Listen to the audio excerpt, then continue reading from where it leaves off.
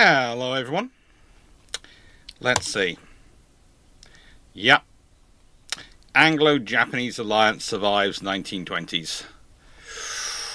Oh, this is going to be a fun one, isn't it? It is going to be a fun one, and the chat already seems active.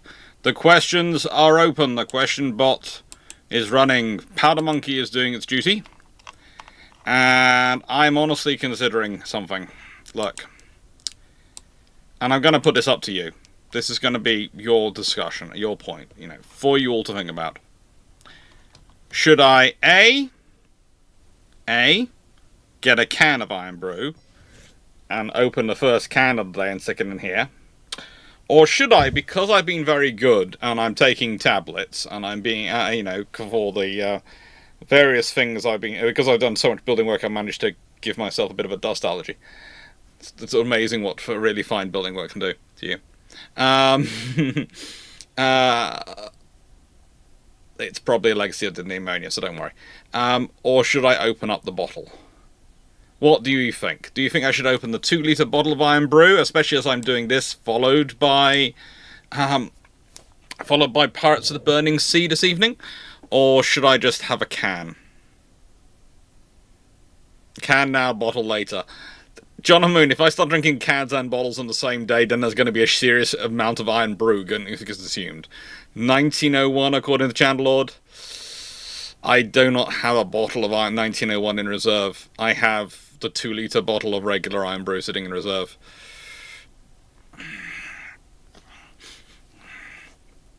Well, look, I'm going to do something slightly different than what I normally do, because normally I just dive straight into the history.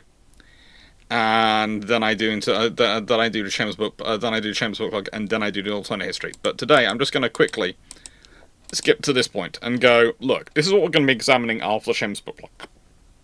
So it's going to be, there are 3 options for this working out.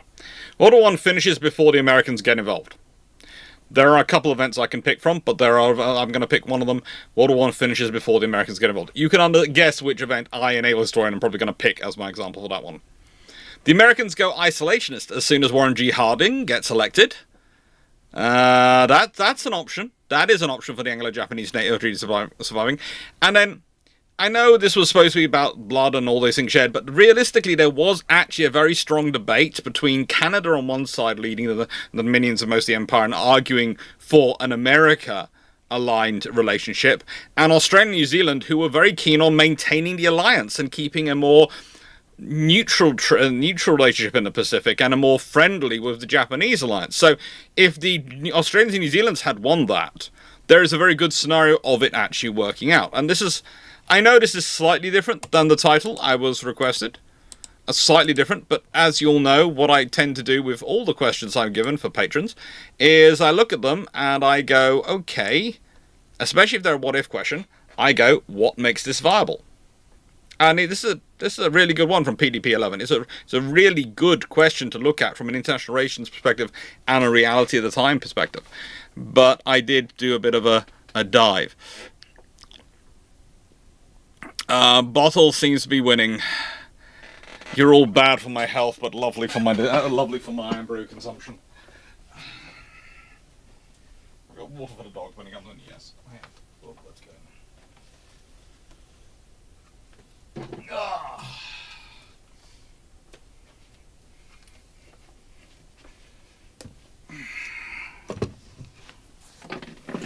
Thank you. There we go. Bottle it is. So, that's going to be an interesting thing, talking about the factions in Japan, Wayne. It's going to be a really interesting thing. It does depend on which route happens. So some of those questions I'm going to go, well, it depends on which route takes place. Hello, Twitch.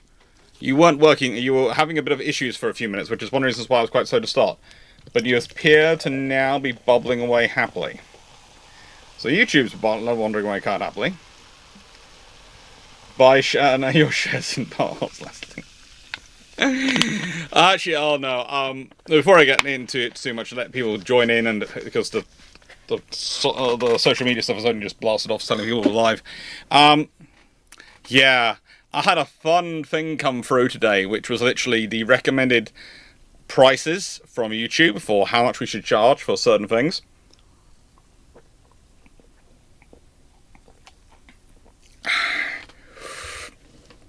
And you know what's terrible? I probably charge half those rates, but leave that to one side.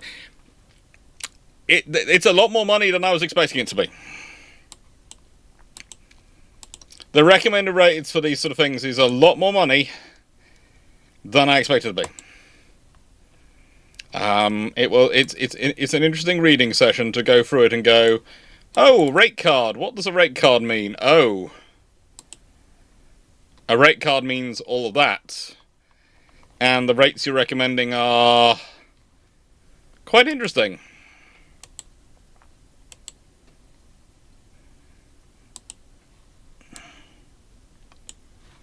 Yeah. Anyone else getting stutter?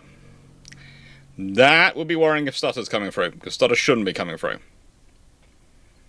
It's only on 30 frames per second, so I've got it down on low because we still haven't got the hardwire broadband put in. We are told we're now viable for it, but BT are being BT. What can I say? BT are always BT.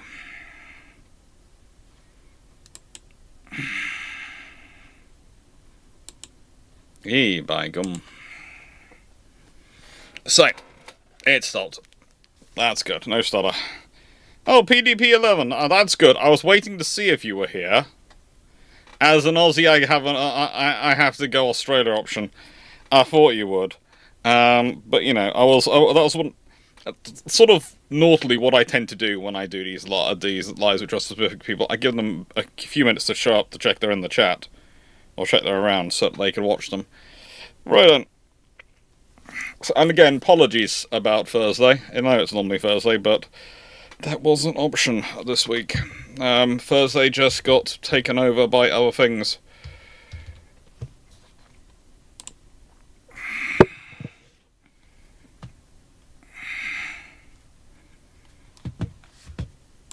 Alright, so that being said, let's start this off. So, the Anglo-Japanese treaty is a really interesting one because this entire paragraph is about China.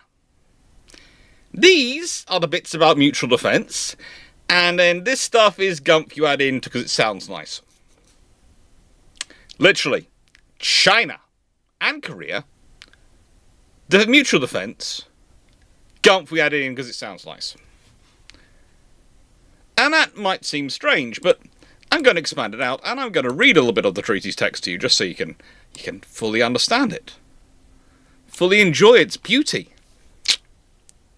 Article 1. The high contracting parties, having mutually recognised the independence of China and Korea, declare themselves to be entirely uninfluenced by aggressive tendencies in either country. Have in view, however, their special interests, of which those of Great Britain relate principally to China, whilst Japan, in addition to the interests which he possesses in China, is interested in a peculiar degree, politically as well as commercially and industrially, in Korea, the high contracting parties recognise that it will be admissible for either of them to take such measures as may be indispensable in order to safeguard those interests, if threatened either by the aggressive action of any other power, or by disturbances arising in China or Korea, and necessitating the intervention of either of the high contracting parties for the protection of the lives and properties of its subjects. We enjoying this? So that's Article 1. That's all China and Korea. Article 2. Declaration of neutrality if either signatory becomes involved in a war through Article 1. Article 3. Promise of support if either signatory becomes involved in a war with more than one power. Article 4. Signatories promise not to enter into separate agreements with other powers to the prejudice of this alliance. Article 5. The signatories promise to communicate frankly and fully with each other when any of the interests affected by this treaty are in jeopardy. Article 6. Treaty to remain in force for 5 years and then at 1 year's notice unless notice was given at the end of the 4th year.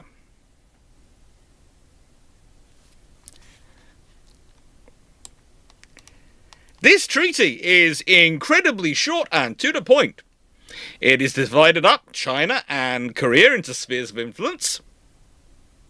We are still live, Montana 67.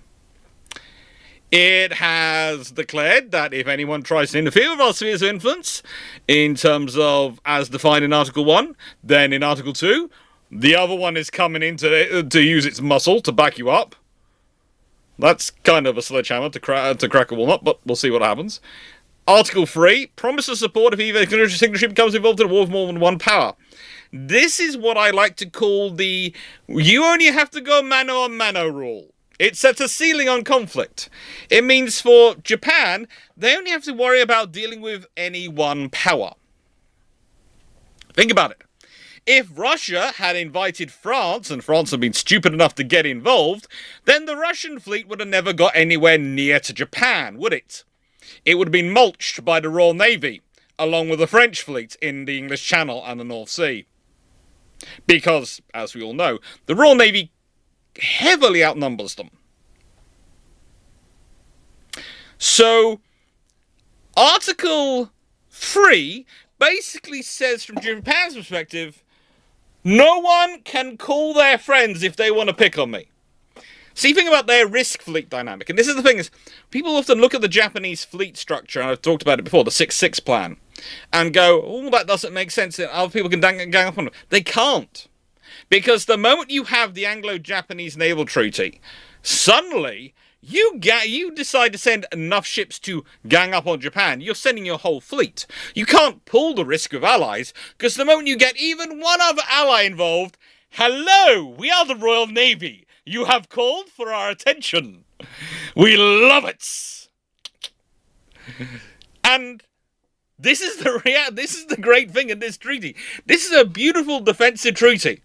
It means neither power has to get involved in terms of if you go offensive. If you go to offensive, this treaty ain't going to back you up. But if either one gets attacked, if Russia especially causes trouble, and this is mainly the big problem for both of them. Russia is the one causing trouble in China and Korea in this area. So basically, this is Britain and Japan going, so if Russia causes either of us trouble in China, they're facing both of us. And if we end up fighting a war, if Japan ends up fighting a war versus Russia outside of China, then France ain't going to back Russia up.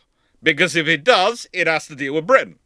And it's similarly if, France ends up in a war with Japan, or Germany, or anyone. If Germany went to war with Japan and Austria decided to join in, suddenly they have the Royal Navy to deal with. Good luck getting any supplies to the Far East.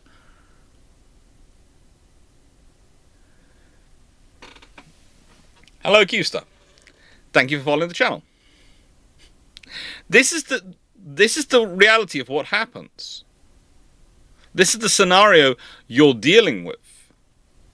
And it's a very sensible treaty. I'd also like to point out, compared to a lot of modern treaties, this is lovely and succinct. I like a treaty which is succinct. I know I get into trouble with my colleagues when I do this, because I do like a nice short treaty. I'd like to point out, though, that people who claim this is entirely an alliance. Think about this. In terms of lines, there are more lines in Article 1 than there are in the rest of the document combined.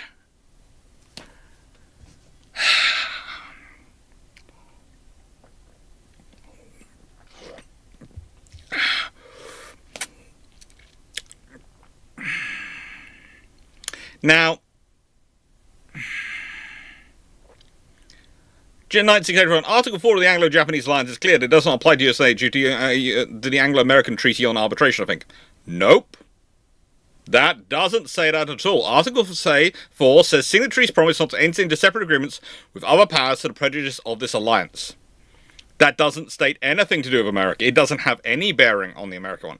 It means specifically that treaty cannot prejudice this treaty. So pretty much it means that even though you've got an arbitration agreement with the Americans, if the Americans are one of the powers which comes into war against Japan, then they're in it. If it's America versus Japan single, Britain's not in it. There is nothing in this treaty. Now, this treaty is actually perceived by the Americans as being a bit of a risk even at this point.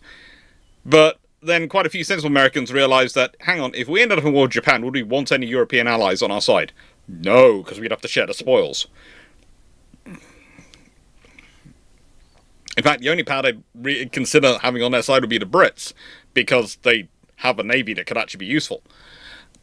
But realistically, for the Americans, this was not a scenario where they were worrying about at this point. Montana 67. There is let me give you this in nicest way. You're going to enjoy this video, but asking about Yamato, yeah, Yamato is a long way down the road. That kind of battleship is a long way down the road. We're back in the 1902 at the moment. We're soon going to be into the 1910s. We're going to go a bit through World War I, and then eventually we're going to get into the 1920s. You are talking late 1930s, early 1940s. You are talking 30, 40 years ahead of where we're currently discussing. So nice to have the question, but we're not going to be there for a while. And as usual, questions are open, the bot is working. So all of this is a really quite useful treaty for the Japanese and the Brits. Why is it useful for the Brits? Because at this point, with the growth of powers in Europe, and with the other assets going on, they don't need to worry much about the Indian Ocean. The Indian Ocean is pretty much a British lake at this point. It is a British lake. There is just not much going to happen. Europe is getting noisy. The Mediterranean is noisy. The North Atlantic is mostly okay. The Americans are occasionally building up ships, but let's be honest, they're building up a fleet which has no escorts.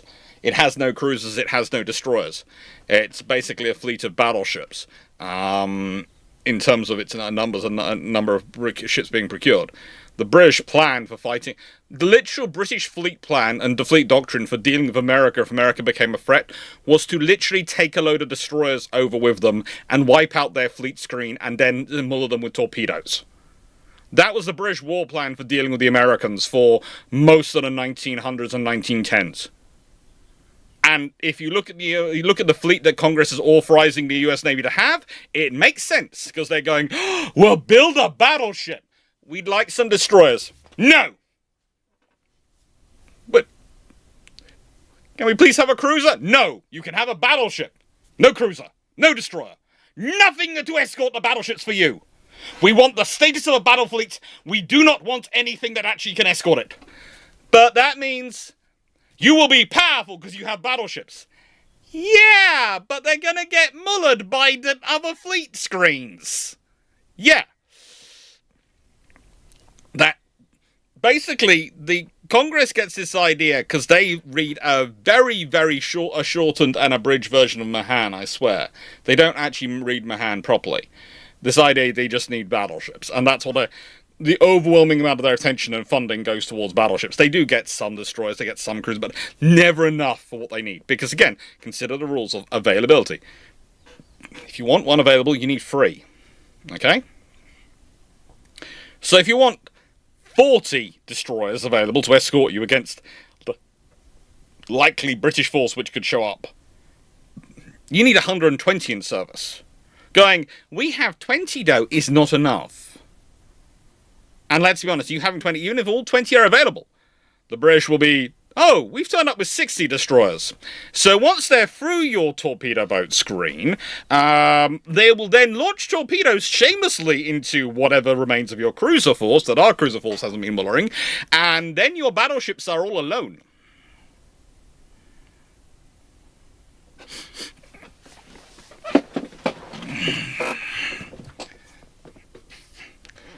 Dark Stars, why do you pause a lot between sentences? Because I've spent my life being trained as an academic and a university lecturer, and we tend to pause quite a lot in our speaking to allow students to catch up with their handwriting. Because when I went through my training, which isn't that long ago, but it is long enough ago, it was about 15, nearly 20 years ago. You were always taught to, because the students were handwriting their notes, you were always taught to basically pause. And you almost were trained with a system to make you pause. And now it's such a force of habit after so many years of doing it that I pause automatically. I do hear some people go, it's because you think your audience is stupid. No, it's not because my audience is stupid. My audience is very, very bright. I know that. I see the questions they send and the comments they put in. But it's pretty much it's force of habit from years of dealing with people who have handwriting notes as I'm talking, and I haven't been doing YouTube anywhere near as long as I've been doing university lecturing, and so the training, it hasn't changed. I haven't evolved yet. It takes years to change habits.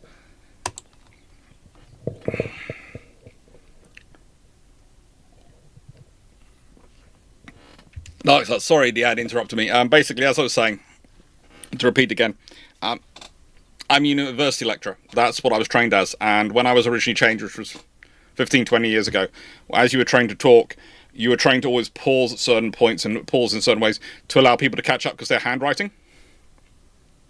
And so you do that, and you do this point of you let them catch up the handwriting, and then you carry on. And the thing is, you get and then you're doing this YouTube videos, and I know it's sometimes annoying to people, and I sit there and I go, apologies, it's just, I've spent so many years being taught to do it one way, and having to do it one way, that changeover takes a lot of effort. But yeah, so sorry about that. So literally, it's basically, it's force of habit of years of, because one of the fun things I find is only in the last sort of 10 years or so that you really have found that all the students have started to transition to using laptops rather than handwriting their notes, which I found strange because I'm dyslexic, dysgraphic, so I always wrote my stuff on a laptop. But for all my way through my bachelor's and my master's, I was pretty much the only one in the class using a laptop, and yeah. As you mentioned, good rule of thumb: 1 year to learn, 3 years to unlearn. Yeah, it took me. I was trained as a lecturer for roughly 5 years. Oh, I know. So here are the two people who negotiated, and what I always love to do is I love to put up the pictures of what the Japanese project themselves as looking like when they go around the world in this period, because they do look like English country gentlemen. And I can tell you this is still something which is passed in Japanese culture to this day.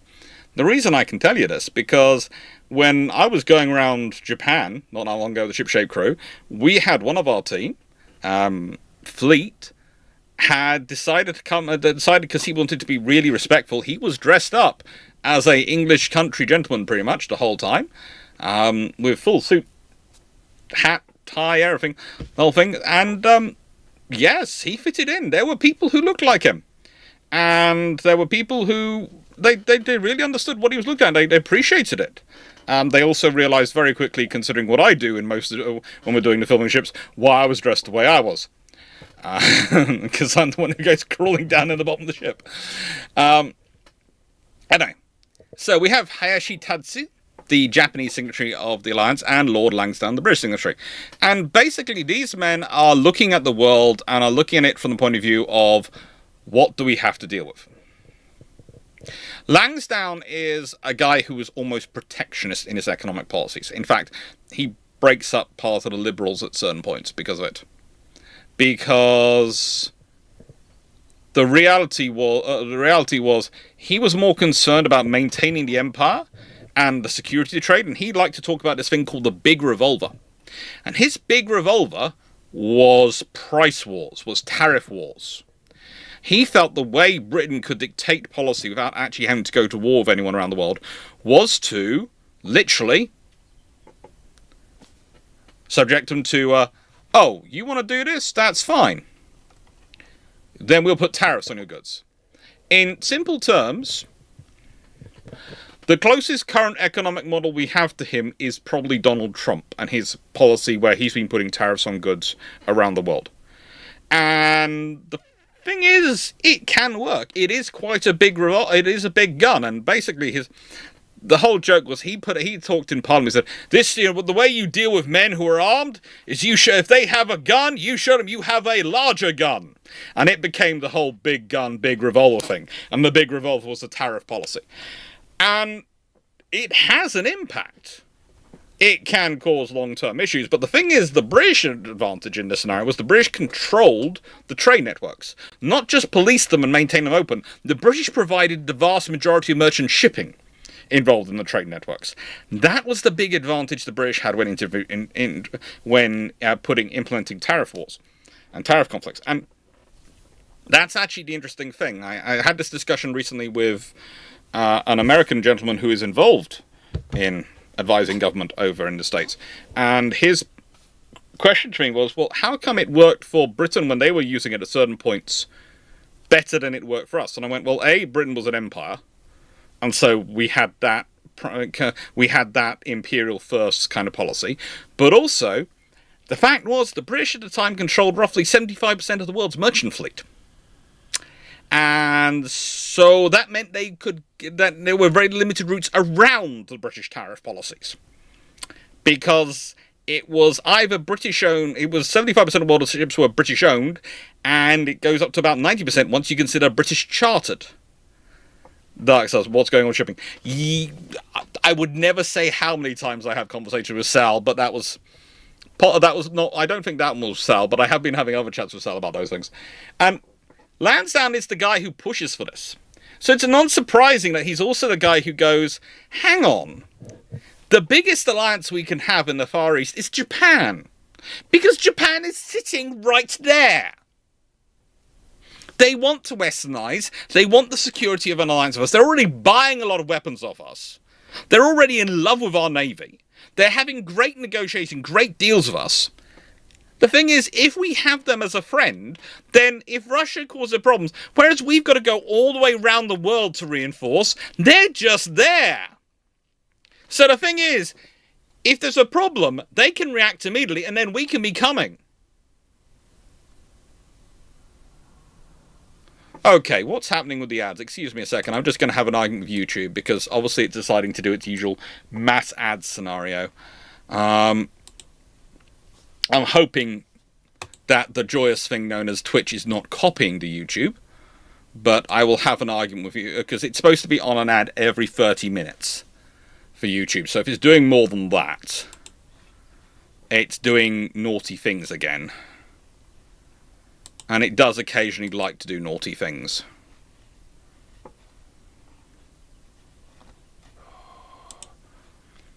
Stream settings into the monetization. Oh, it has, hasn't it?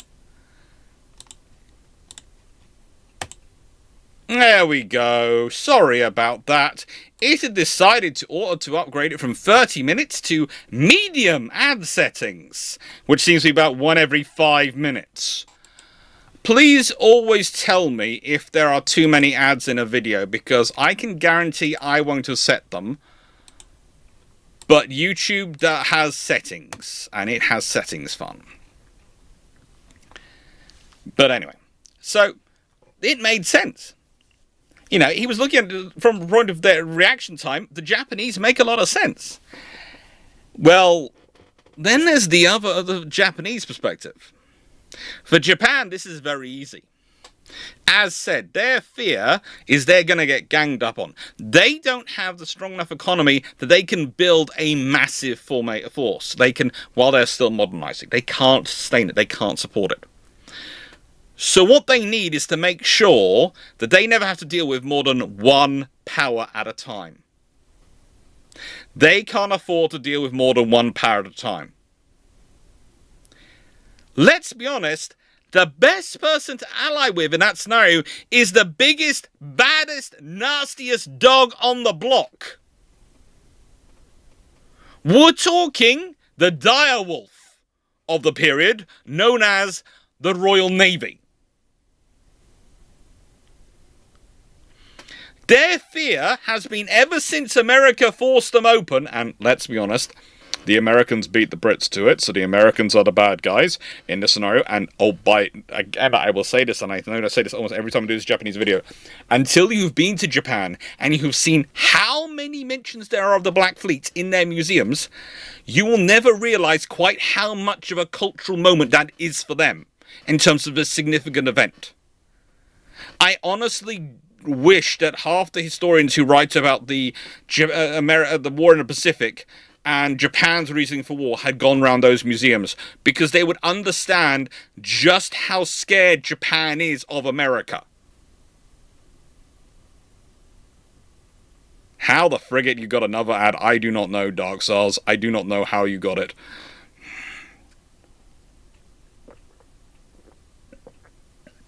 It's supposed to be no more than one every 30 minutes. So if you've had one, you shouldn't get one for another half hour. If you do, tell me, beat me, and I will have another argument with YouTube.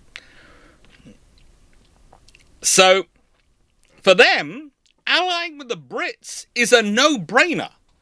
They are one of their favourite merchants of death. well, collections of Merchants of Death. You know, they like Vickers, they like Armstrong, they like all the British yards, really. They're all lovely people. They like the civil engineers in Britain. They like all those are very useful people. But what they really like is the weaponry that's coming, the ships that are coming, and they're useful. They are useful. And so, Hashitatsu's argument is very simple when he's talking to other people in Japan. If we ally with Britain, no one else will over us. If we end up in a war, it'll be with one power and one power only. Seneca, stop being cruel to Dark Souls.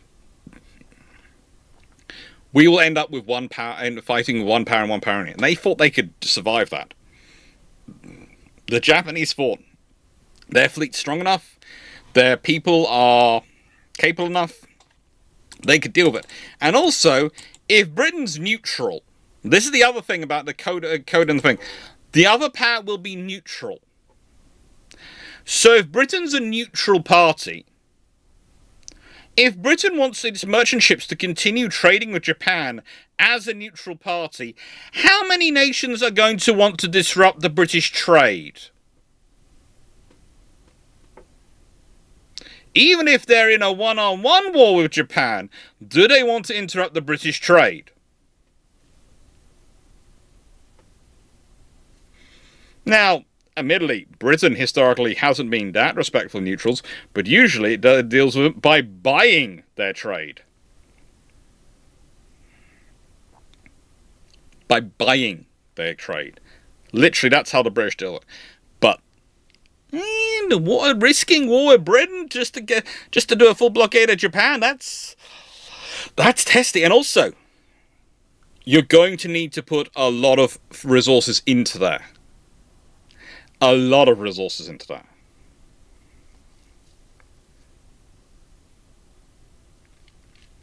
So, yeah, this makes a lot of sense. And they do work well together. They've got a loose alliance. They've got basically agreement that, frankly, as far as they're concerned, China, Korea are spheres of influence. The Japanese have their sphere of influence in China and Korea. The British have their sphere of influence in China. As long as those spheres do not interfere with each other, everything is good. I always love the fact that they don't care about the Chinese or the Koreans involved in it, but we're talking about the age of imperialism, and no one cares about anyone who doesn't have enough guns in that period. So, then we look at the Russo-Japanese War and World War I. Well, there is a great line here, and it's from Rudyard Kipling's The Ballad of East and West. And what I love about this poem is the amount of times the fact people often just quote the first two lines of the first four lines of the poem, or the first two lines of the last four lines of the poem, because that's where it is. Oh, east is east and west is west, and never the twain shall meet, till earth and sky stand presently at God's great judgment seat. But there is neither east nor west, border nor breed nor birth, when two strong men stand face to face though they come from the ends of the earth. This is actually something to build up towards the treaty system. This is used a lot after the treaty system, but there had been negotiations and things working together in long before then. There had been things in the Opium Wars, but also the Boxer Rebellions and things like that, where Britain and Japan had been working together. And a large chunk of this is about Britain and Japan and their relationship. And if you're wondering what I'm doing now, well, the poodle has arrived. The poodle is here. Now, during the Russo-Japanese War, the British, of course, do not actually get involved. They don't have to. But there again, the Russians even get worried about using French ports for too long, because that might signal French involvement. The Russians are worried.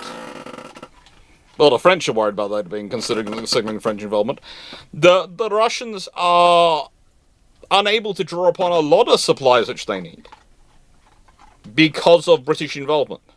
Because the British are neutral. And the British use neutrality as a reason to reduce certain supplies heading towards Russia.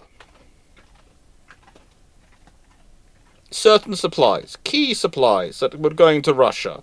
Some things for their arms. There's a reason why this is a period where the Russians shift a lot of their boilers from things which are even Schultz-Thornycroft to Normandy. Normandy?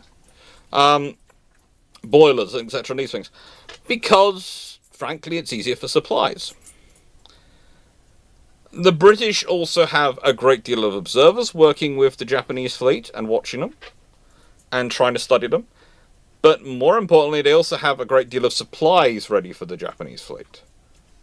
You know, there is the joke. One of the jokes that's put around during the period is that the load of ammunition from the UK managed to lap the Russian fleet as it's going out to Japan, and then eventually does it to Tsushima. The British merchant. There's a British merchant ship which is. And I haven't checked too much of this. I found it referenced in a couple of books, but I've never actually found it sort of a reference to where it comes from, a shipping log. But I wouldn't be surprised about it, that a merchant ship loaded with a whole load of ammunition, bound from Britain to Japan, leaves Britain after the Russians have passed Britain, and manages to arrive in Japan before the Russians do. Mainly probably because it goes through the Mediterranean and the Suez Canal, but also because it has regular coaling stations and it can just keep going.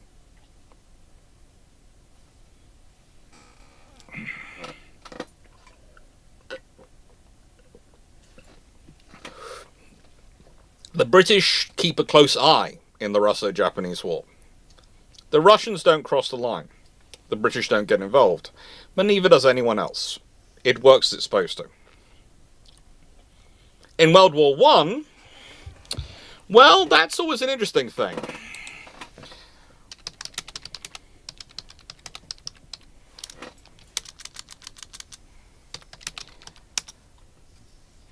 Now, Japan declared war on Germany August 23rd, 1914.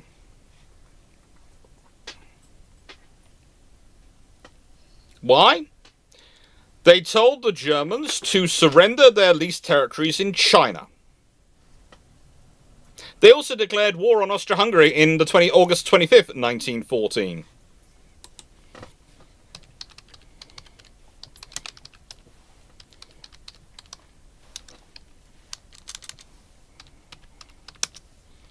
In simple terms, Japan sends its ultimatum to Germany on the 15th of August. They declare war on the 23rd of August. Literally, we are talking, it goes from a week, the British ask for assistance 7th of August. The Japanese, 15th of August, are sending an ultimatum. 23rd of August, they're on their way to war. And on the 2nd of September, 1914, so think about that in a day perspective. Okay? The Japanese declare war officially on the 23rd of August. And within 10 days, they are landing troops on the Shandong province and are surrounding Tsingtao.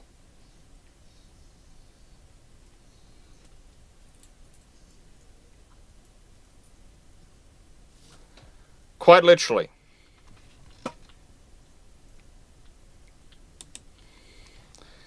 They are there in Tsingtao, actually invading, carrying out their operation within 10 days.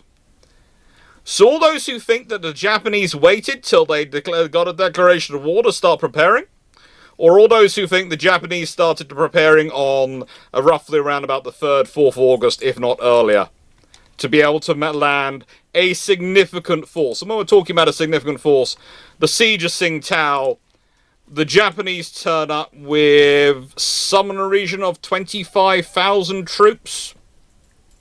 The internet working for you? It is for me, but I'm running through Starlink. Has BT gone down again for you? Oh, frigate.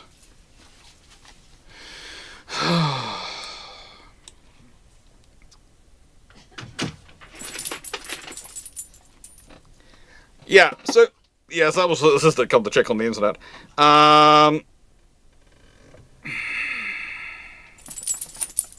It's not buffering from me. It's got a drop frame of 0.3% for the entire video so far. With this being said, they also turn up with seaplane carrier, they turn up with 5 battleships, some battle cruisers, they turn up protected cruisers, destroyers, all sorts of forces. They turn up overwhelmingly powerful.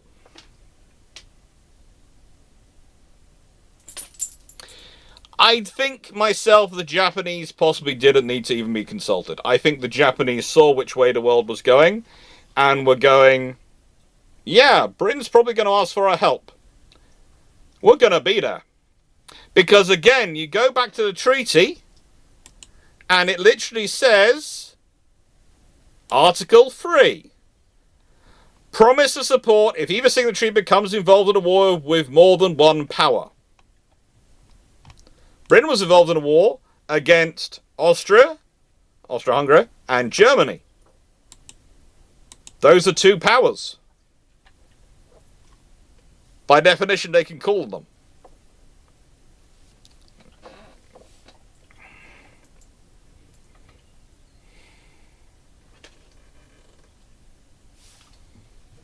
And this gives them enormous capability, but they go on throughout the war. They are there. They are sending ships to provide anti-submarine warfare escorts in the Mediterranean. They are providing presence in the Far East and wandering around. They're doing counter-surface radar operations. Their forces quite happily. And that's why one of the reasons why von Spee is moving as quickly as he can towards the area of South America is because he knows behind them he has a choice: fighting Australia or fighting Congos. That's his choice.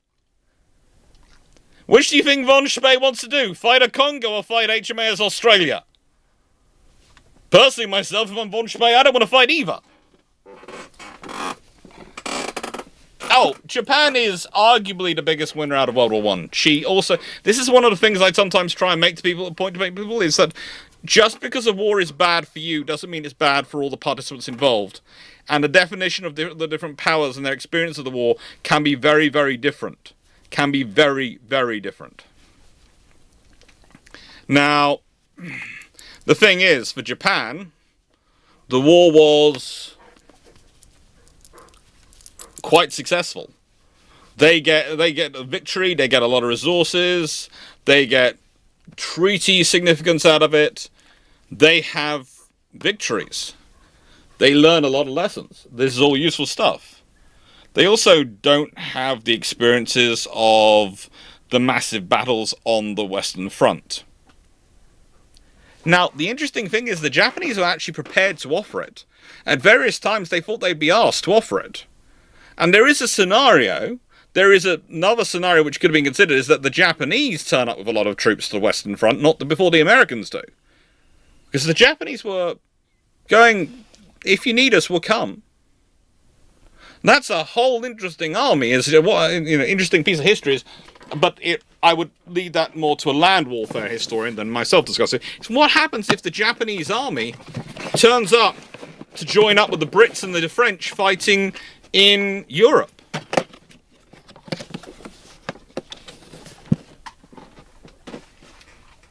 That's a huge amount of difference. That's going to really change history. That's going to really change the understanding of the warfare.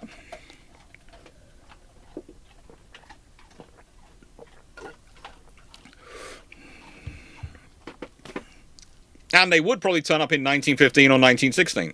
They would turn up a lot earlier than historically the Americans did.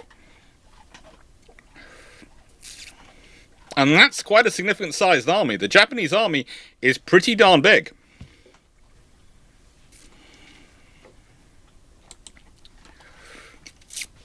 So they've had this experience. They've had a fairly good alliance. But there are issues. There are issues. And this is one of the reasons.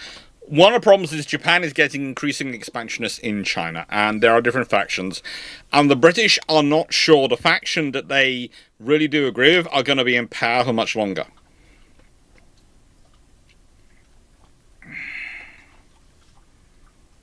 And this is the problem. There's a large faction in Japan which is going, we've done really well, we've beaten the Russians. No one expected to beat the Russians. No one expected the Japanese to beat the Russians like they did. They did. Okay? We've beaten the Russians. We've won this, and we're now... What are we going to do? There is an offer to join the Gallipoli campaign. There's an offer, I think, also to join the Middle East campaign. You know, the Japanese are always there and always being quite pleasant to the Brits. It's one of the things that the Brits... This is one reason why I did this video, is that the Brits do write in various comments that the Japanese are incredibly easy allies to work with. Because the Japanese are incredibly eager for experience. So they're happy to do the things. The reality is, though... There is the factionism going in Japan. There is the still legacy of almost...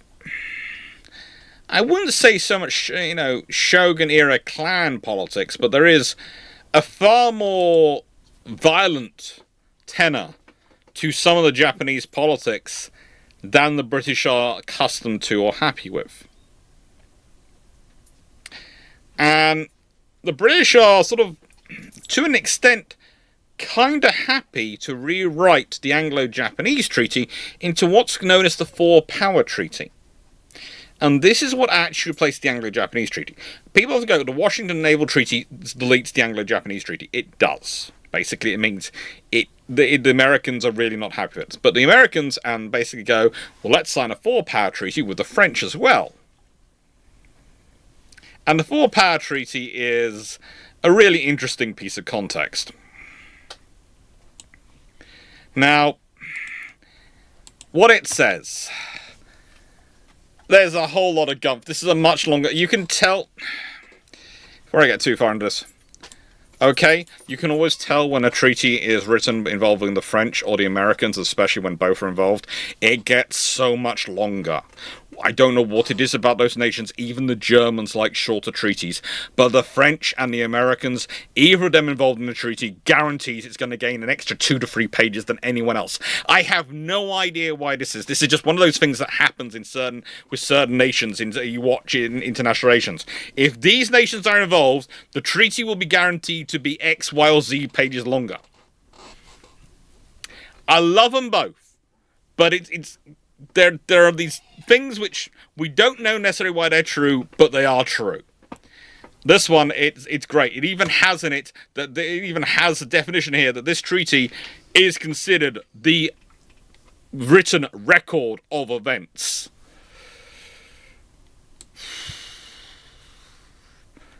So, Clause 1. The high contracting parties have been between themselves to respect the rights in relation to their insular positions and insular dominations in the region of the Pacific Ocean. If there should develop between any of the high contracting parties a controversy arising out of any Pacific question and involving their said rights, which is not satisfactorily settled by diplomacy and is likely to affect the harmonious accord now happily subsisting between them, they shall invite the other high contracting parties to a joint conference to which the whole subject will be referred for consideration and adjustment. If the said rights are threatened by the aggressor's action of any other power, the high contracting parties shall communicate with one another fully and frankly in order to arrive at an understanding as to the most efficient measures to be taken, jointly or separately, to meet the exigencies of the particular situation.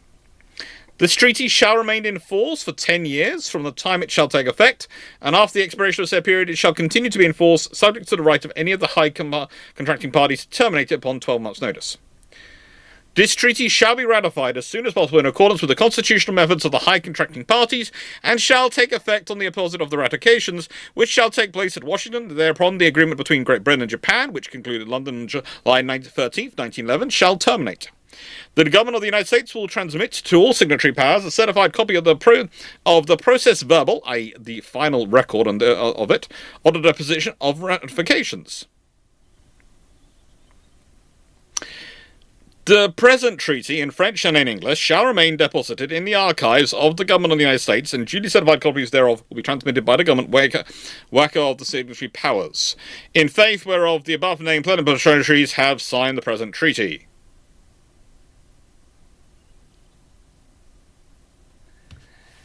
Yeah.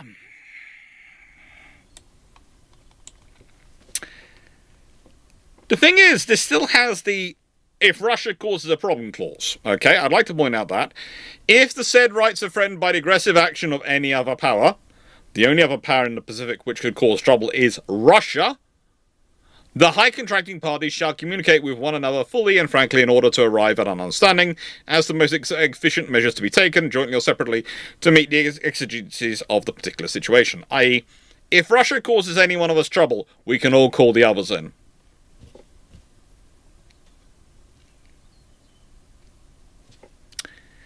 But basically, it's if there's problems between us, we promise to get everyone involved and have a conflab. And if there's problems from outside us, we'll promise to get involved, and we may or may not come to each other's aid depending on the issue. Why not keep a Japanese copy of the present treaty? That is a very interesting thing, Channel, because the Japanese were perfectly happy for a version of the treaty for the treaty to be maintained in English. As far as they were concerned, it didn't need to be in any other language. It was better only being in one. But of course, the French being the French, it has to also be written in French.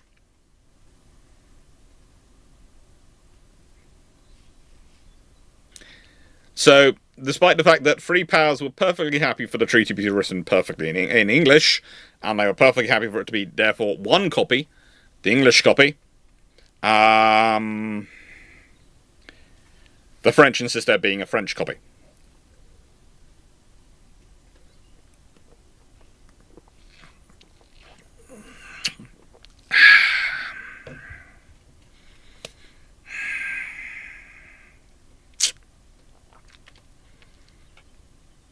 Blame democracy, it results in a lot of legalese. No, in nice way, Japan at this point was, broadly speaking, a democracy. Britain's a democracy. It's not just...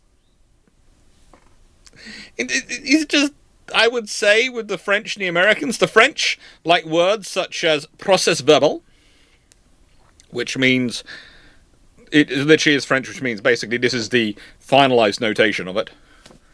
You know, this is the solid record of it. And the Americans love to say, oh, it has to be all the stuff about their own process in there. And everyone is going, we don't need to know your process. Just say it's going to be just say it's going to be dealt with. We really don't need your process written down in here. We don't need your process in the treaty. No, our process has to be in the treaty so everyone knows what we're going to do with it. We all know what you're going to do with it. Everyone knows what you're going to do with it. We've all watched The West Wing.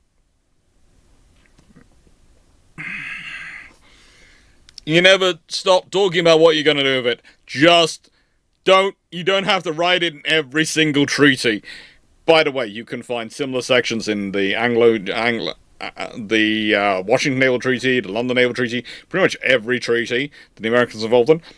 This is one of the fun things when you start talking about things like the NATO Treaty.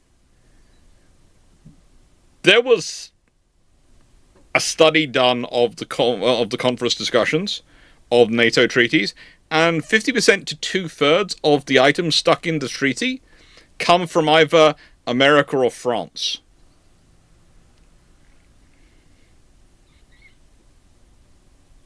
And the rest of the powers are basically going, we just want it over. We want to go home. We want to see our kids, our spouses. We want to have a bed which is comfortable. Stop. There doesn't need to be another 4-hour debate over where a full stop should go. What can I say? That they are... It's kind of like if you were if you read a German technical document versus any other nation's technical document, you always know it's written from Germany. It comes from Germany because it'll be about 10 pages longer than any other version of it. But, yeah. So, that sort of places it. Historically, it is the Four Powers Treaty. And the Four Powers Treaty is... it's nice in theory.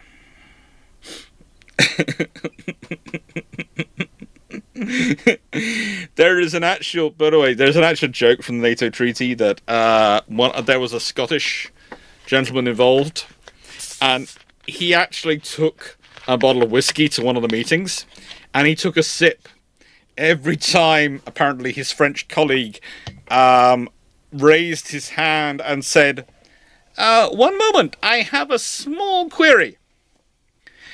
He went through the entire bottle in the morning session. I, again, do not know if this is a true story. I have heard it. It's come down my family through generations because he was a friend of the family. But that's the thing. He literally managed to drink an entire bottle of whiskey by a sip a time because of his French colleague in a morning. Oh, no, it wasn't that. It was just literally one moment.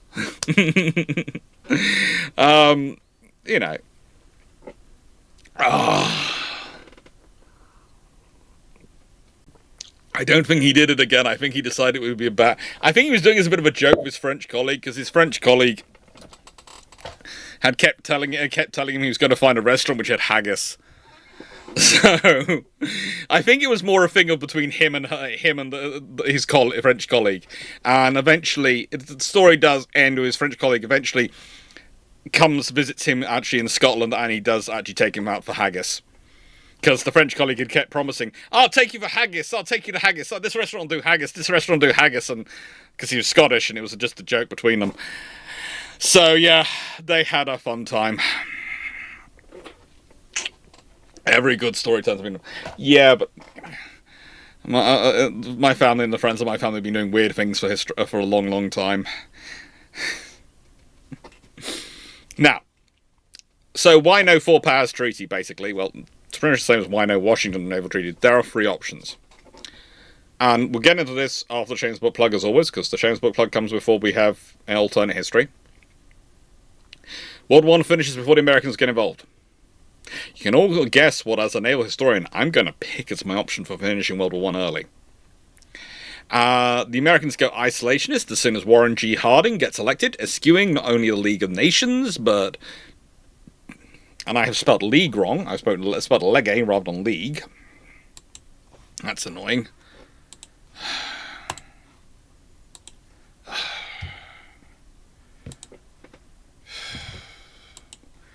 That's the trouble, is that there's a word which actually doesn't have the U in it. And you sit there and go, that's just annoying. Now,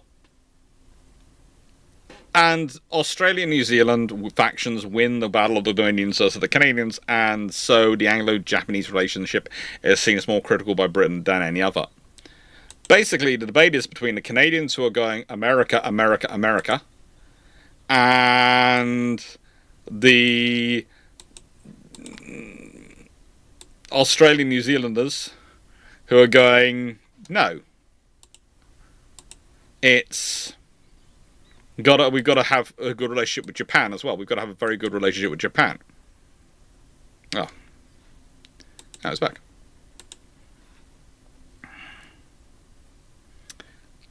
So, yeah. With that being said, Shames Book Plug, and now I'm going to answer some of the questions. So I'm going to open up my Discord server. Always a scary thing to do. How did Canada win the Battle of the Dominions in the 1920s? They had a really good political team. Really, really good political team. And they were just able to scrape it through. They had some good people over in the UK as part of their forces. They'd been a major part of the war effort. You know, these things do help them.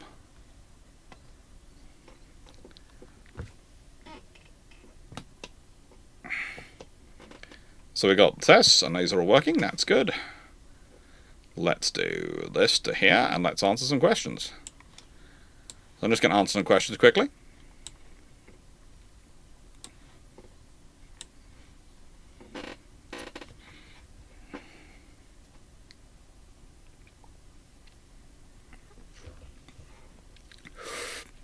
Oh, you know, I will admit this. The treaties written by the French tend to have some of the coolest bullet points in them.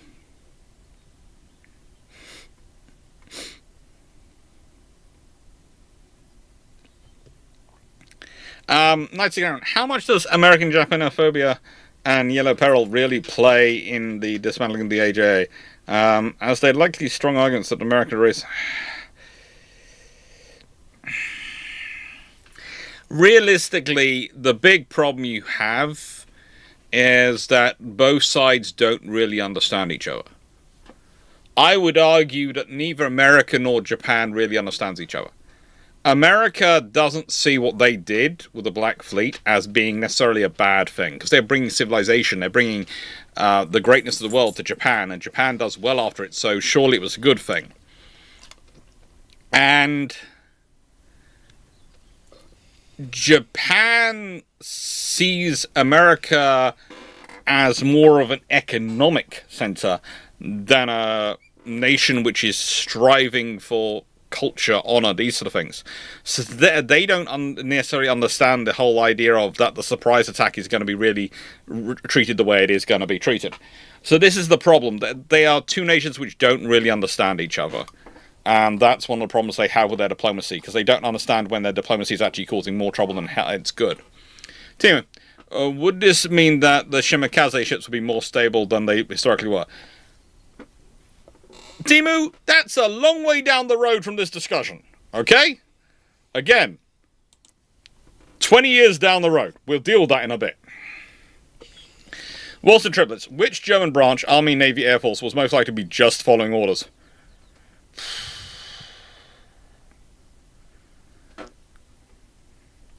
I'm not going to really get into it much, because all of them are interesting, but I will say this. Victoria Taylor's done a really good book on the Luftwaffe. A really, really good book.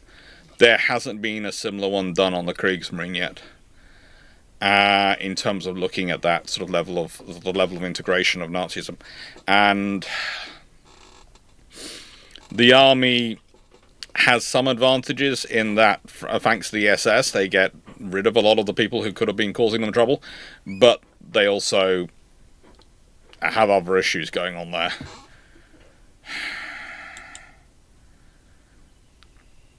Knight 6831. How much can we say Anglo-Japanese alliance stabilized the Pacific region in terms of balance of power? It was definitely useful. It stabilized the balance of power, definitely in the British and Japanese perspective. Upsetting things, well, it meant that you went from having a dominant power block in the air region to having competing powers. That's the problem. The Anglo-Japanese power block was a dominant power block in the area in time period, because basically, as said, you were combining the most organized, centralized, and working local power with the largest of the global powers. That was a significant power blocker, a significant capability. What do you think it would impact the factions? How do you think it would impact the factions in Japan? As said, we'll get into that. Hello. I've got to start wearing a box. Yes, you're lovely, but oh, good God, how is your poor heat-seeking missile when it comes to certain parts of my anatomy? Ow. Oh. I know you want something, but, you know, torturing me does not get it for you. Nice everyone. As the US wants the Anglo-Japanese alliance dead, seeming no matter what the British Japanese could have done, does the demise of the Anglo-Japanese alliance seem inevitable? Not necessarily, as said. There's the reason I've got these scenarios in here. And I put these scenarios together, and yeah, they can come back, because, let's be honest, American diplomacy in this period is especially good at shooting itself in the foot. Right then. Thank you, Gizda. Night 681. As there is numerous ways to save the AJ.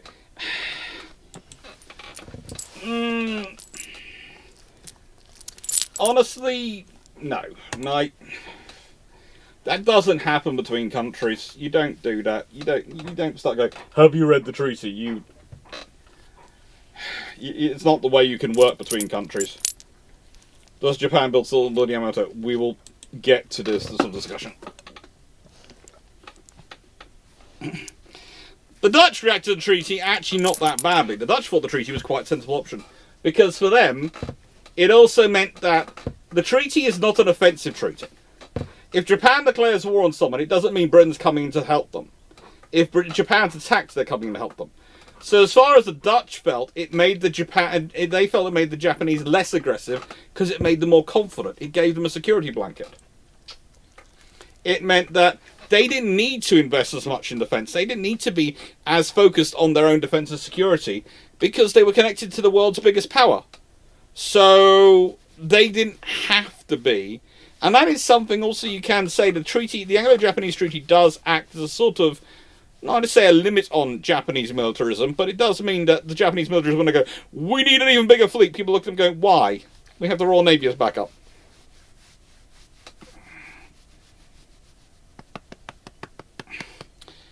Okay.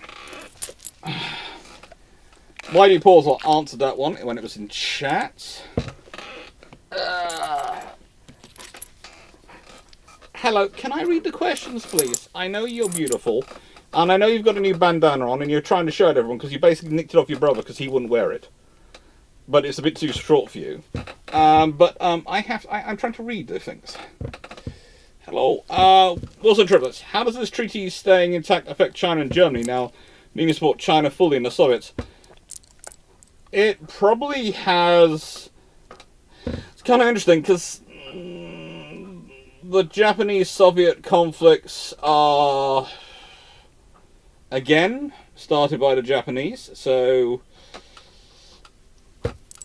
it's going to be interesting to see how that's particularly impacted. But in terms of trying to support China fully, it depends on how the British have interpreted. There is the thing that with the treaty system, it does mean that Japan is less likely to interfere in British spheres of influence in China. Because, let's be honest, their thing is, if they interfere in British spheres of influence in China, they lose the Anglo-Japanese alliance, and that's a big loss. So it actually almost creates safe areas in China where the Japanese don't go, which could actually help the Chinese. But it does mean that Britain will not be actively, publicly supporting the Chinese. There again, though, Britain has such a large defence industry and is so poor at control of its trading ships that there are probably still going to be supply ships ending up where they need to be. Channel. Were the Japanese expecting that in the event of war with the US, defensive of course, that it goes seriously poorly, would the British mediate a peace that guaranteed Japanese survival? I think they were expecting that the British would ensure that Japan wouldn't be annihilated by anyone. It would not be in Britain's interest in this alliance, even if it was a one-on-one war, for people to take it too far. I'm being far too generous to you, but you know, if you keep having these, you're going to get podgy. And your mummy's going to blame me. So no more. So basically, it does also create that sense in terms of other nations' eyes. It's like, you know, if we pushed it, whilst Britain's not technically supposed to come into this war, because we're only one-on-one, mano-a-mano, there is the reality that we push it too far,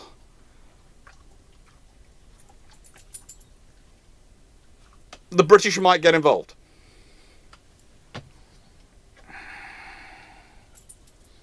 What happens to the Americans now? Well, we'll talk about that as we go through. The fact that they were such big winners in World War I made the Washington Treaty even more insulting on national level than it? Yep. In their perception, they'd done really well, and they should have done really well out of the treaty.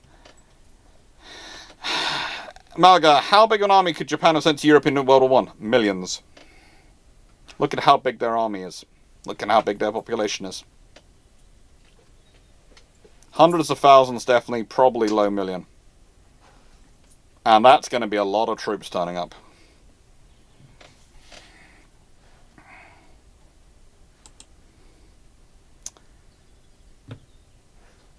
How did Canada win the Dominion Battle in the 1920s? Diplomacy. They were really good at it. They were really, really good at it. And they'd been a really big part of the war in Europe. General Channel, which nation makes the more palatable treaty, America or France? Oh, they're both pretty good treaty makers, but it's just they just add extra bits to it. The French add in all sorts of flowery language, and the Americans add in their entire political process.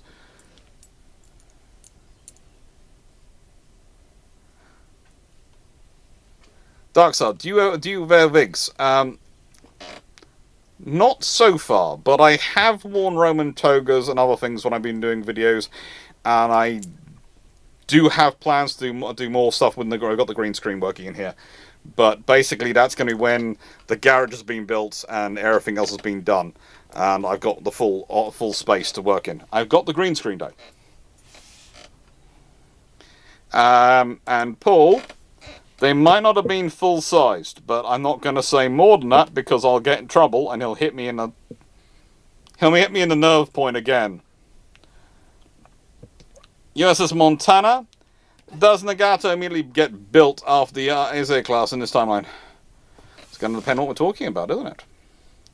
Right now, if I take that out and I do this. So, this is the point, of course, where I say thank you for liking, sharing, subscribing, supporting the channel and helping it grow. And also, where now, and I'm just going to say this again, to those people, and there are still 2 of you, who watched to the very end of Alternate Histories, and then write not only an answer to the question, but write how you hate alternate histories in long paragraph form. Why are you wasting your life so?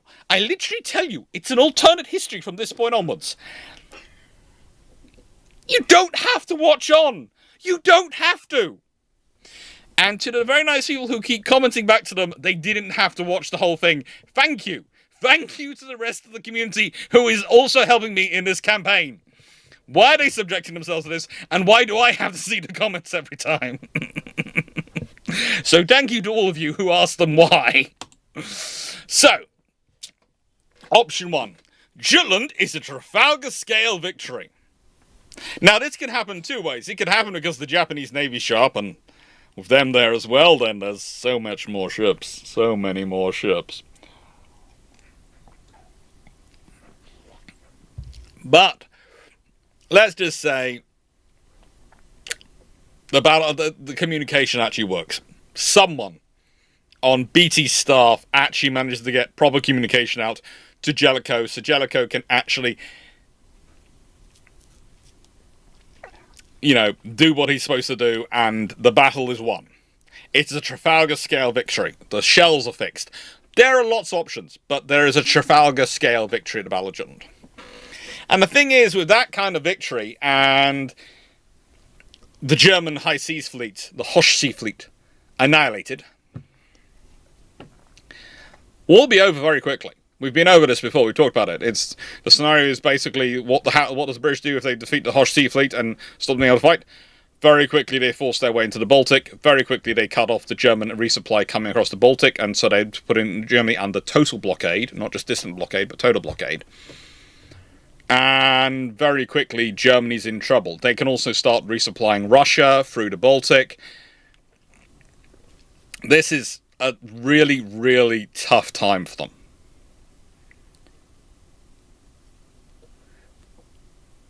So, this can be done. If this happens, World War I ends long before the Americans get involved. And that's going to mean there's no pressure, not as much pressure economically, or, if you consider that when the British built up the massive debt to the Americans, it's 1917, 1918. If the war ends in 1917 or in late 1916, they don't have the huge debt to the Americans. They still have a huge debt to the Canadians, to the Australians, to, Singapore, to other parts of the empire, they do. But honestly, that's internal debt and that's manageable within the empire. And now you have a very different peace treaty, very different agreement, you know. The British, the Americans aren't involved in it. There's going to be none of Wilson's 14 points. None of those things are going to be included. And the Americans are going to be seen as these people who sat out the war and who profiteered from the war, but didn't get involved. In many regards, this is almost the worst scenario for the Americans, because the perception is going to be very much down on them for not having got involved. And it's going to be perceived as, well, they got their ships sunk by German submarines. They didn't do anything. They got basically bossed around by the British in terms of the blockade, and they didn't do anything. The perception of America is going to be, it's weak. And I know that's not the reality. Please tell me. And please don't write below, oh, America wasn't weak. I know that wasn't the reality, but that'd be the perception, because if they'd have been perceived as being slighted as much as they had been, of being damaged as much as they had been, and having not done anything. And why does this matter? Because why are you going to want to form a treaty and any kind of alliance with that kind of power? Why are you going to have the respect of them? You know, why are you going to respect them if they've been in the situation? You're not.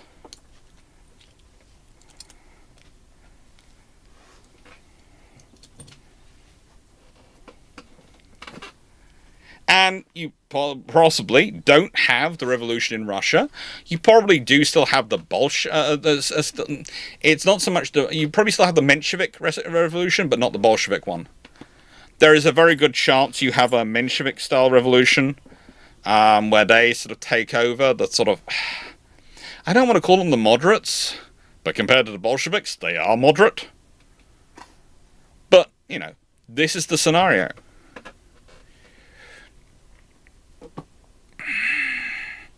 And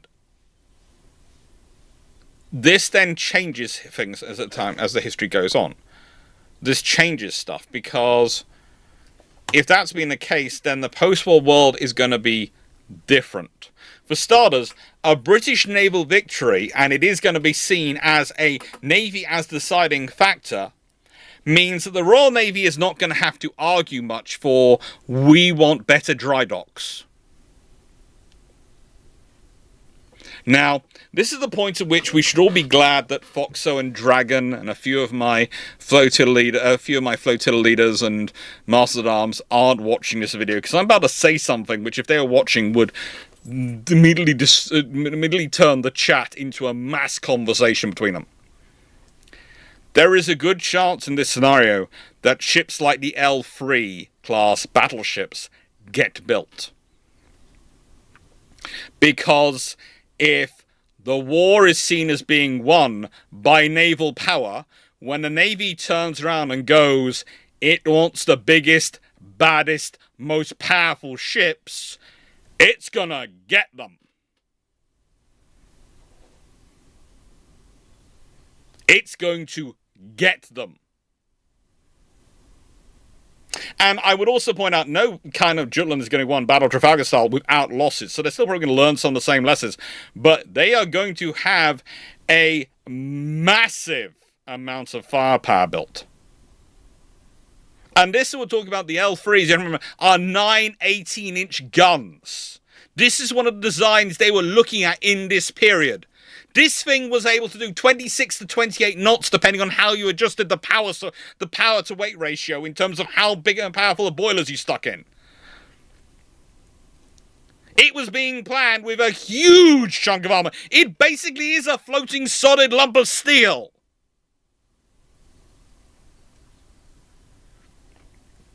It is massive. It is powerful. And this I'm giving as an example of what they could be building. There are other options they could be looking at.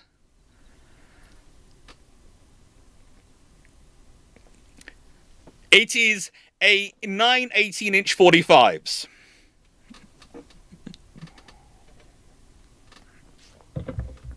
So, yeah. This is Yes, this is something which is you do not want, but it's only to beam ratio. It stopped because of the dry docks not getting extended. If the Royal Navy's won a Battle of Trafalgar style Battle of Jutland, if the Royal Navy goes, we need new, more powerful battleships, they're getting them. Potentially, it means there's no Royal Air Force as well. Think about that. World War I ends in 1916-17. There's likely to be no separate air service.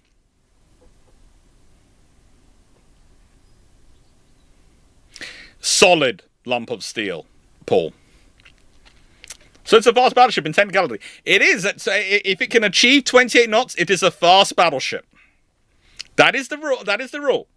And the rule is, the reason it's 28 knots is, okay, so for a vessel to qualify as a battle cruiser, it has to, we normally talk about subdivision, etc., these things, but usually we're talking in terms of speed. It must be able to exceed the cruiser line. For a vessel to qualify as a fast battleship, it has to be able to maintain contact with the battle line, with the cruiser line. So the cruiser line tends to operates for, it's defined as speed in terms of the operating speed of cruiser lines for most nations in the 1920s, 30s, and even the late 1910s and 1940s and into 1950s is at 28 knots.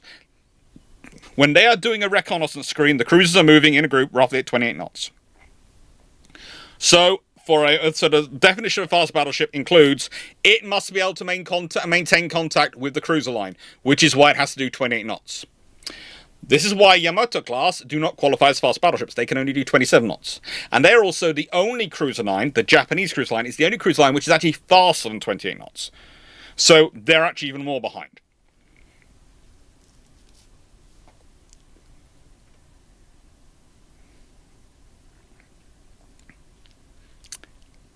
So, that's going to have a change on history. But also, you're going to have probably no League of Nations. No one's going to want to form that. There's going to be no League of Nations. So that means the pre-World War I system of international diplomacy is going to continue. For Britain, that means something like the Anglo-Japanese alliance is still incredibly useful. If you don't have the League of Nations to do diplomatic conversations through, and you don't have naval treaties limiting naval armaments construction, and you have a Britain which is not in the same economic state it is traditionally after the end of World War I, not bad, but not out for the count, but not in a good state. As I often try to explain to people, they look at Britain post-World War II and they go, oh, Britain must have been wrecked post-World War I. They weren't. Britain deals with World War I, the Great Depression, World War II, and the ending of Lend-Lease without much notice. And those four economic shocks are what have the massive effect on the British economy. There's also Churchill's dalliance with the gold standard. But leave that to one side. Those things cumulatively are what mean that by the 1950s the British economy is boom. Not World War I on its own. It's a fun conversation to get into when you start working through it and go, yeah, I've got the Oxford Book of British Economic Statistics sitting over there and I can go through it with you. So yeah. For Japan, this is a very interesting world. They've just been on, not just have they had a winning war, they've been on the winning side of the winning war, and their big partner has just decisively won it with a naval power. And that's the whole reason they're their alliance. Now for France, they've still had quite a devastating World War I. Same with Italy.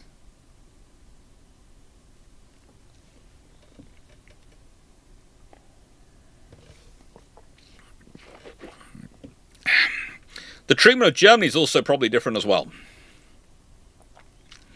You think about it, if Russia survives and is part of the alliance, which is actively part of the alliance negotiations, which are talking about the victorious over Germany, do they want to see Poland created?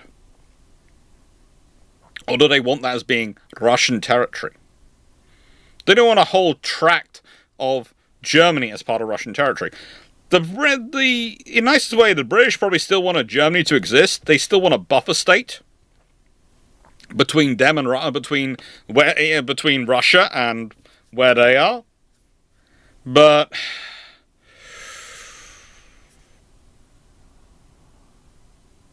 this is going to be interesting. And I would honestly say at this point, there is no naval treaties. There are nothing like that at this point.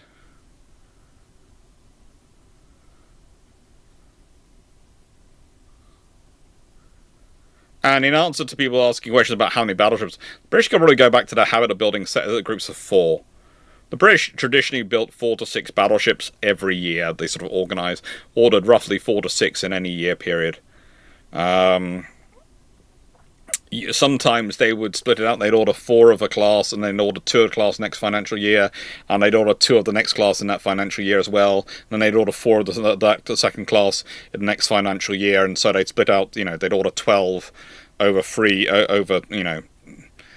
financial years. That was how they often sort of did it and structured it. The IJN will be ordering their own ships.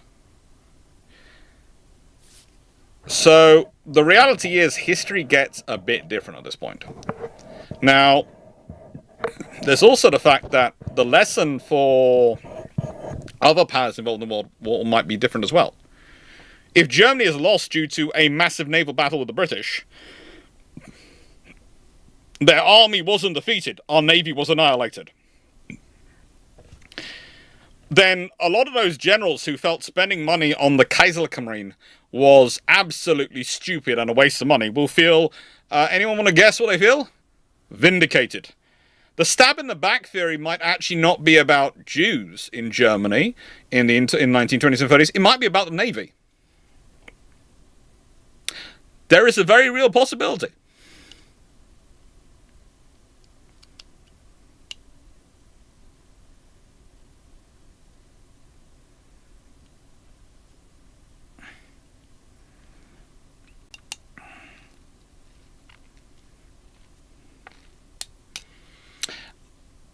The other thing that's going to come out of all this is going to be a very different diplomatic timbre going into the 1930s. And I think for the Japanese, you're going to see things like the Keys, Project 13s. Remember, Project 13 is a really cool ship. It's 8 18-inch guns. It is an absolutely gorgeous vessel.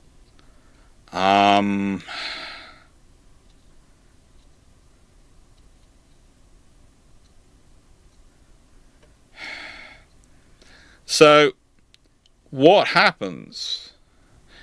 Well, there is still a strong possibility you end up with a naval treaty anyway coming at some point.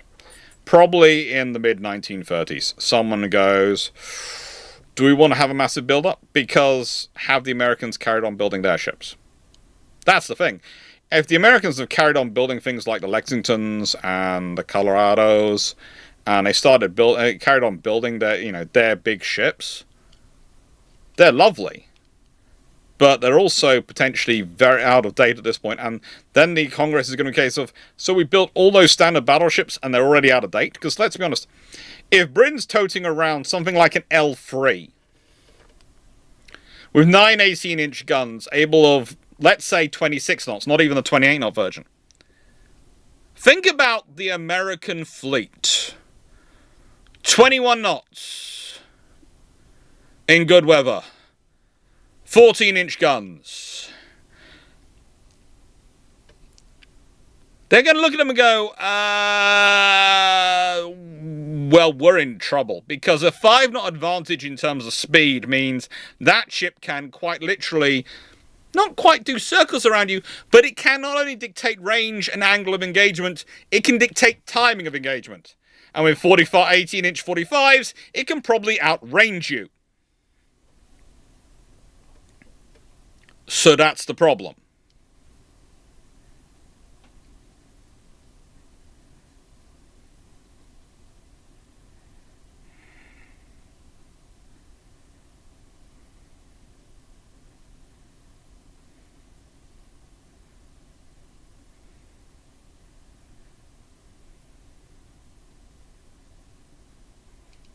Basically, if the Japanese have built their number 13s, then Yamatos are small fry.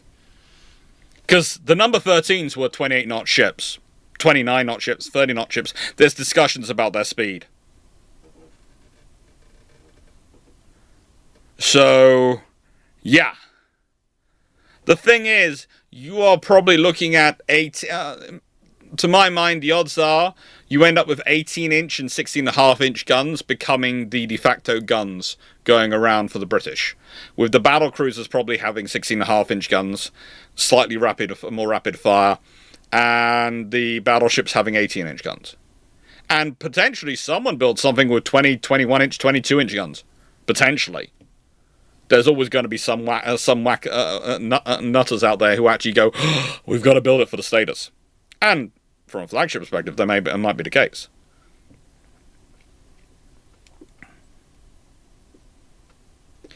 But the point is, you probably fall back into more like relationship as normal. And yes, the British will be wanting to pay down debt.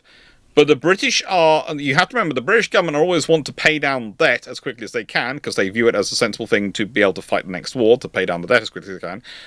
But they never want to do it at the expense of naval supremacy.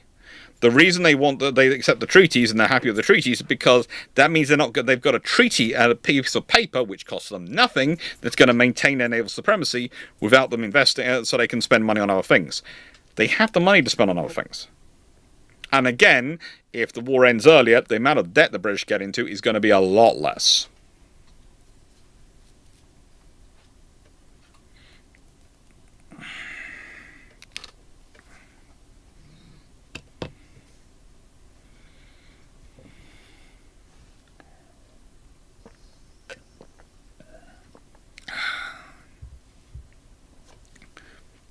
Now,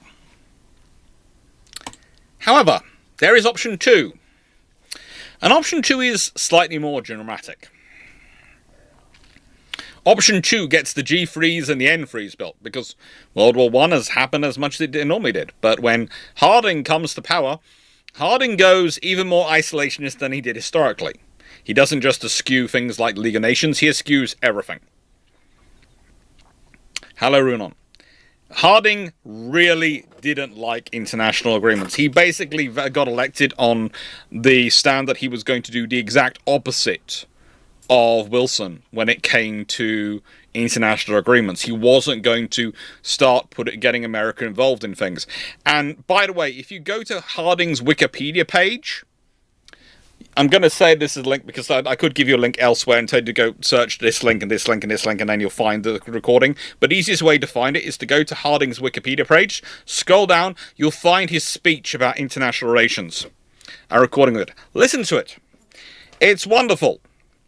It says absolutely nothing apart from, I hate international relations. I hate getting involved with people.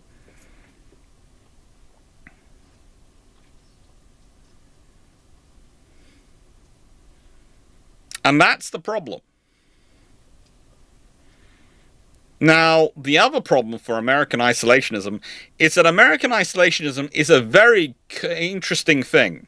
It basically runs down the Central Atlantic, goes under South America, goes into large chunks of Asia, Indonesia, basically the Dutch East Indies, Philippines, Vietnam, China, Korea, Japan, parts of Russia, are all considered within the American sphere, even when they're isolationist. This is the interesting thing I get into when some people go, well, if America goes isolationist, if the isolationists were really in power, then the Americans wouldn't get involved in World War II if the Japanese when the Japanese attacked the Allies. And I go, no, because whilst America is isolationist, basically when America says they're isolationist, it means they don't want to get involved in what they call European wars. Isolationist America tends to get involved in wars everywhere else in the world but Europe. It's kind of interesting. There was an isolationist America which got involved in a war in Africa. There was an isolationist America which got involved in a war in Southeast Asia. America, when it's isolationist, also has, to an extent, a realism going on, but it's usually isolationism from America means we don't want to get involved in European wars. And again, you hear that when you listen to Harding's speech, it's all about European. It's all about, I don't want to get involved in European stuff. I don't want to lose lives. And basically, it's, I don't want to be expected to lose lives for European allies. I don't want to sign up to these organizations because I want to be asked and I want to decide if I want to go. I don't want to be expected. In other words, he wants to be asked and he wants to be able to dance and choose whether he gets involved in a war. And that's a perfectly reasonable position to have. Thanks for done. So it's a bit like British isolation pre-1995. We want to stay out of Europe, but are interested in about a quarter of the world. It's about 50% of the world. We, at certain points, we have an empire covering, and let's be honest, our informal empire covers a large chunk of the rest of the world. So yeah, Verdun, it is like British glorious isolationism. It's what I love when they talk about these major powers. When a major power does isolationism, it's very different than a minor power. If Switzerland goes isolationist, that is a very different scenario than, I don't know, France feeling isolationist. It just is. And so what happens? Well, you might have noticed I already put up an example here. The G3 gets built. So all those who really like the idea of G3s being built, that's built. Because the treaty system doesn't happen. The odds are the Brits just go through and go, just build the G3s as they were planning historically before the treaty and the M3s. So no Nelrods, but they do have 18-inch battleships and potentially, I know it's often put down to the dry dock scenario, but there is also the thing of they go from the 16.5-inch down to 16-inch on the G3s. Because, it's partially dry docks, but also they think the 16-inch is going to get them through the treaties. If you don't have them thinking they're going to get them through the treaties, then honestly they might go to 16.5-inch because of the utility.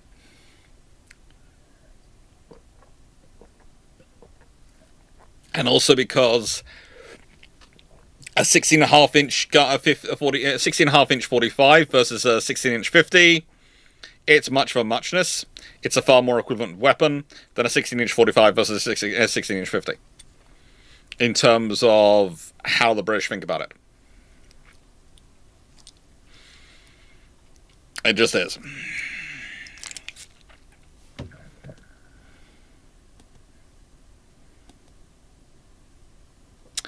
So with that being said, and that being a starting point, then what happens in the 1920s? Well,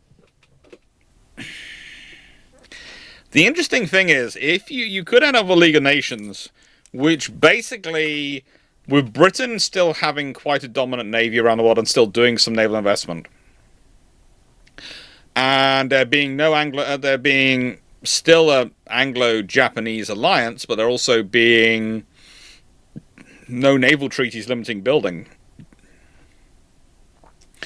there is a potential that you end up with an alliance between Britain, France, and Japan that starts to dominate the world. There is a real scenario where you end up with the British, the French, and the Japanese basically running things through the League of Nations. And those three powers basically deciding what they want done in the world and then pushing it through the League of Nations. Now, the thing is, that means you don't have the slights which are carried out on Japan after the treaty, to some extent the Treaty of Versailles, but also the the Washington Naval Treaty, all these things.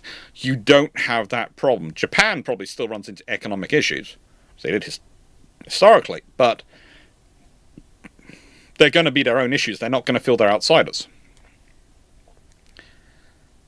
And in this scenario, you have, to an extent, these three powers dictating a lot. Because whilst Italy is important, Italy is probably going to be trying to push up, there is the fact that Italy is a dictatorship. Whereas Japan, France, Britain are not.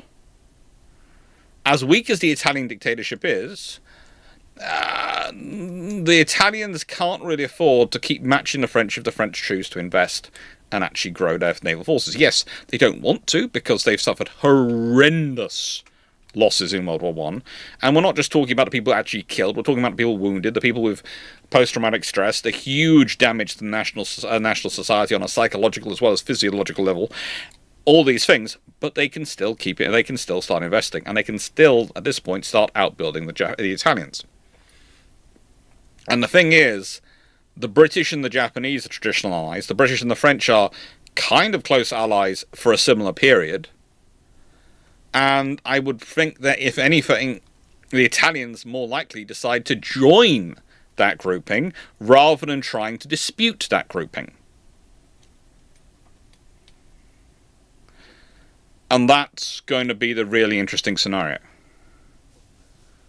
Now, Montana, you're asking about aircraft carriers ever get built in this timeline. They're already being built. As we talked about before, they're being built in World War One. There are already aircraft carriers being constructed long before we get to the 1920s. Hermes, Hosho, all these things are being done long before we get there. So, aircraft carriers are not going to not happen.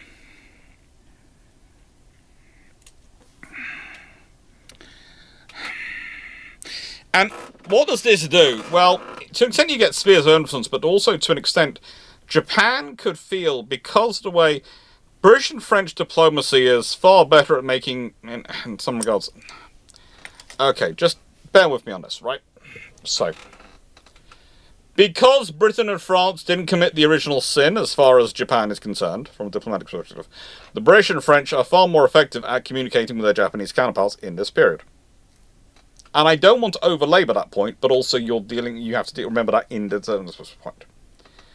Combined to that, the Japanese, like the British, are considered their strong allies, and have now been their allies for a long time, but also our fellow monarchical system. And there's enough similarity going on there, and enough status going on there, that the Japanese actually accept it a bit more.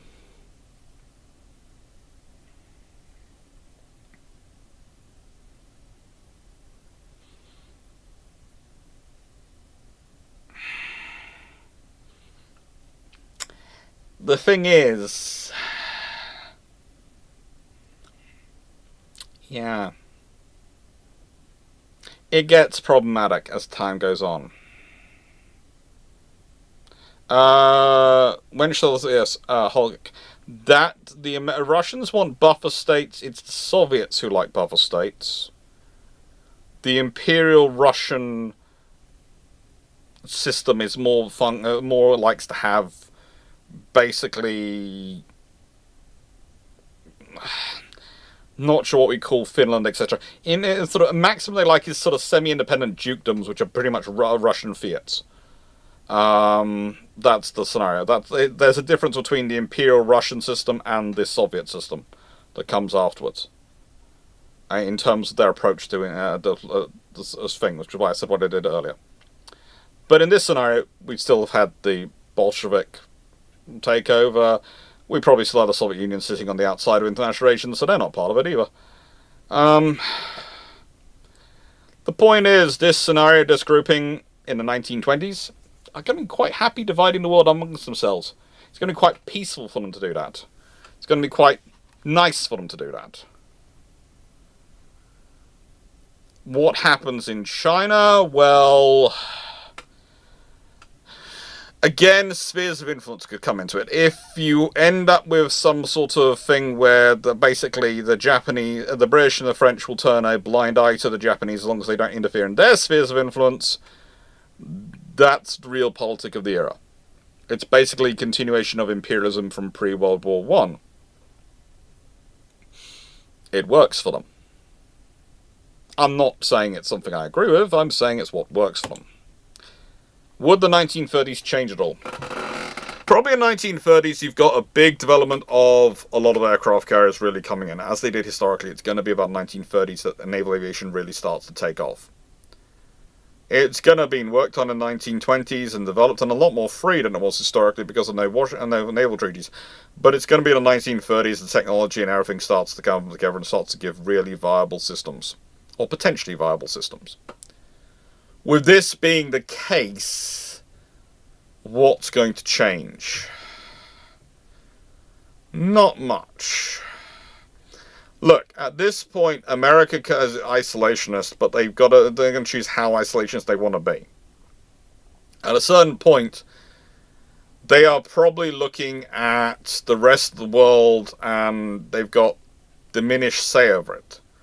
Because the trouble is, you still might have economic power, but if you've distanced yourself enough from the world that you aren't talking about them, that you have nothing going on with them, no agreements, nothing, then you're an economic power with no actual ability to flex that power. And so America has a choice at this point. They either start integrating with the world, or they start trying to build up as an independent capability. And this is the scenario where you can see something really interesting potentially happening in America. You could potentially... America could go potentially several different directions. The most realistic thing is they sort of looking at their Far Eastern position and they're going, do we want to maintain it? Do we want the Philippines? They really didn't. They were talking about leaving them anyway. But the thing is, they don't want to push out the Philippines. And they don't want to cede their position for economic reasons to the Japanese and the Brits. And of course, probably like historically, they've built up a fairly good merchant fleet during World War I as well as they did historically. So they probably still have grown with merchant interests. So the 1930s actually might see a re-engagement. And this interesting scenario is that you might end up with the first form of re-engagement actually being a naval treaty. But if they did have something, it would be closer to, as I've, written at not sort of here, but later on, I think, actually. It would be closer probably to London 2 in its framing. It would be closer to that in terms of its structure and its framing.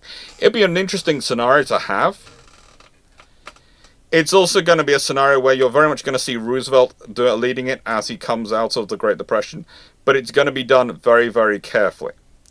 There's also going to be the scenario that Germany has probably been squeezed even tighter. Because remember, historically, Britain and America act as a bit of a joint stop on the worst of France's excesses in terms of the Treaty of Versailles.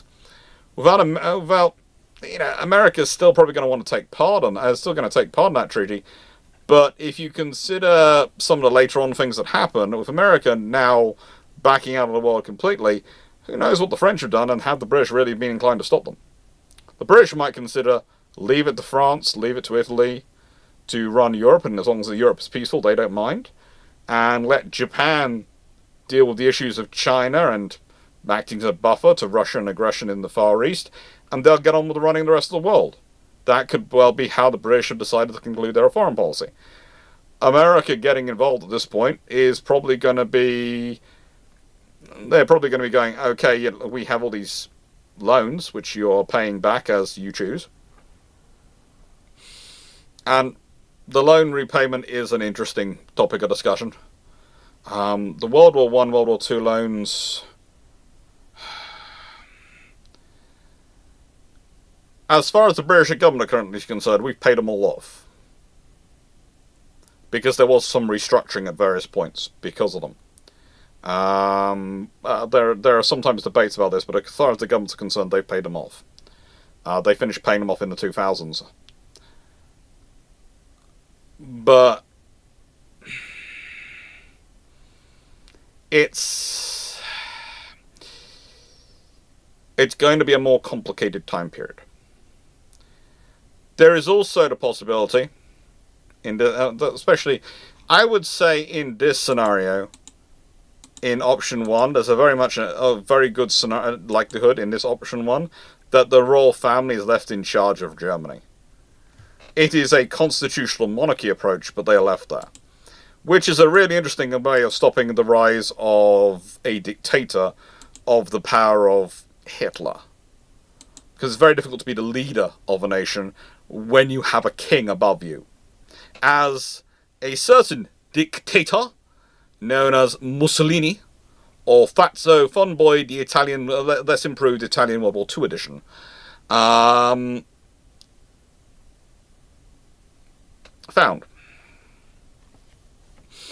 With that being said, we then move into option 3. Option 3 is Australia, New Zealand take the lead. Now, they were really keen on retaining the Anglo-Japanese alliance as a way of securing them. They saw Japan as both their greatest threat and one of their greatest securities.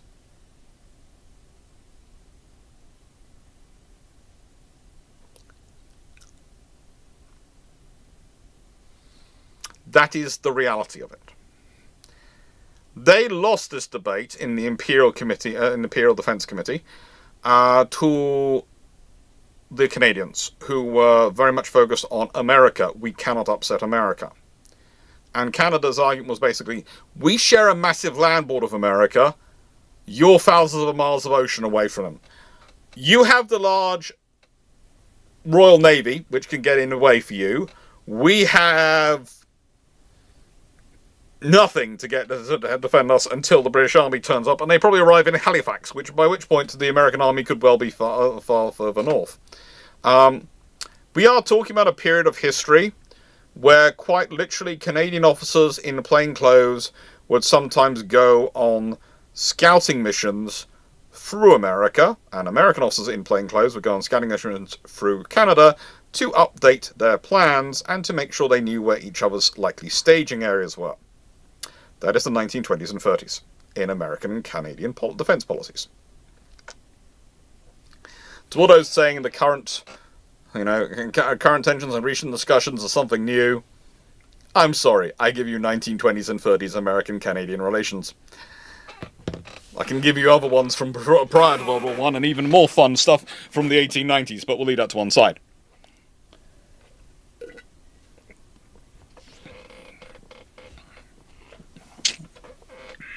So, Australia and New Zealand take a lead. They're going to want to retain a strong Anglo-Japanese alliance. Now, the thing is, what does this mean? This can have one of two options. A stronger wording of the Four Powers Agreement, in that it guarantees if one power is attacked, the other three are guaranteed to come to their safety, which does kind of change the defence discussion. It's going to sound strange, but actually a stronger wording, if we go back to this treaty,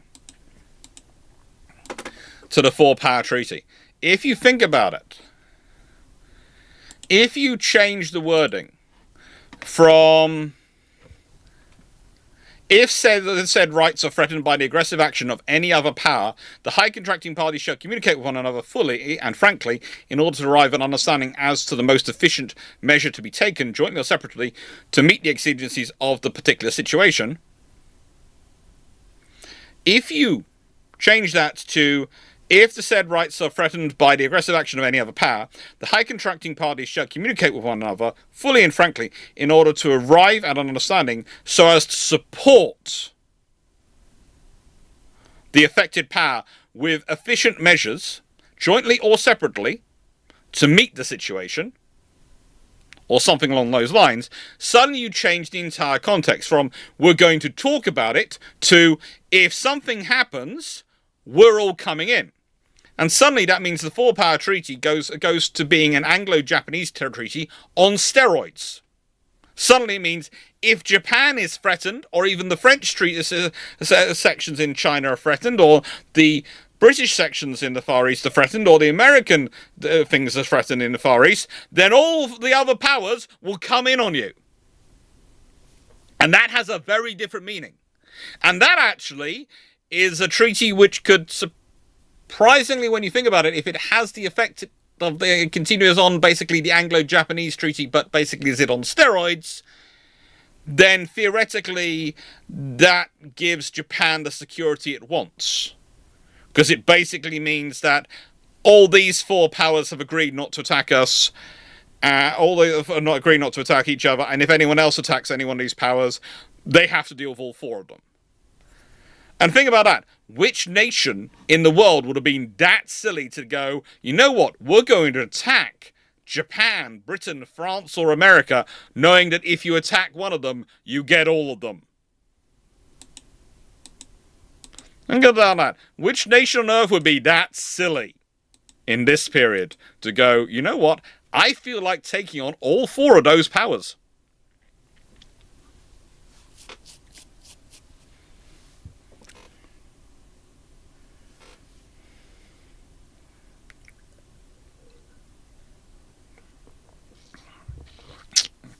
Montana's ignorant. What does America? You're saying to say they convert if the Lexingtons are built in battle cruisers? They probably build something. That's the thing. I think if you have such a that could really change things. The odds are, though, actually it means that the British and the British try to continue with the Washington Naval Treaty without the Four Powers Treaty. Now, in theory, they are separate treaties. In theory, they are separate treaties. In theory. In practice, the Americans considered a combination of Japan and Britain to be the most dangerous threat to American security. Why? Because you have one on either coast.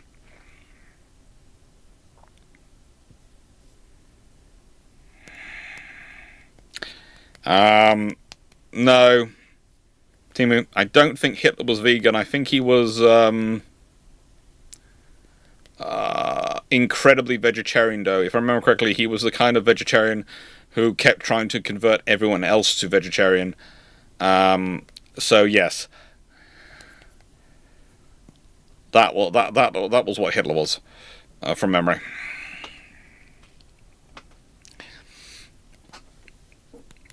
I think it was one of the things once asked that I had there were 3 questions in a pub quiz, which was, who is the most famous civil engineer in the world, who is the most famous vegetarian in the world in history, and who is the most famous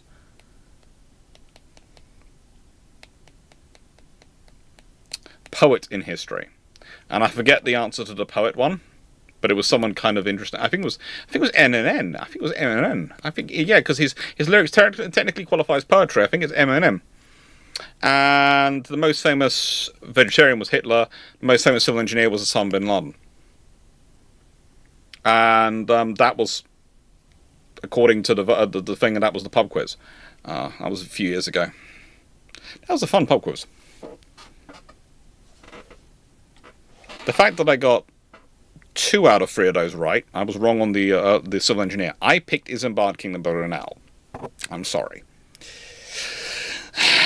But yeah. That was on me. But no.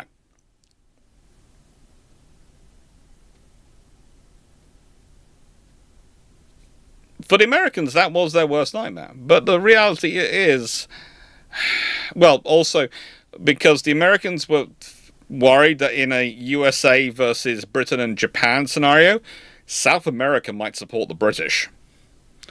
They were always worried about South America supporting the British, because the balance of trade tended to be in the British favour in South America.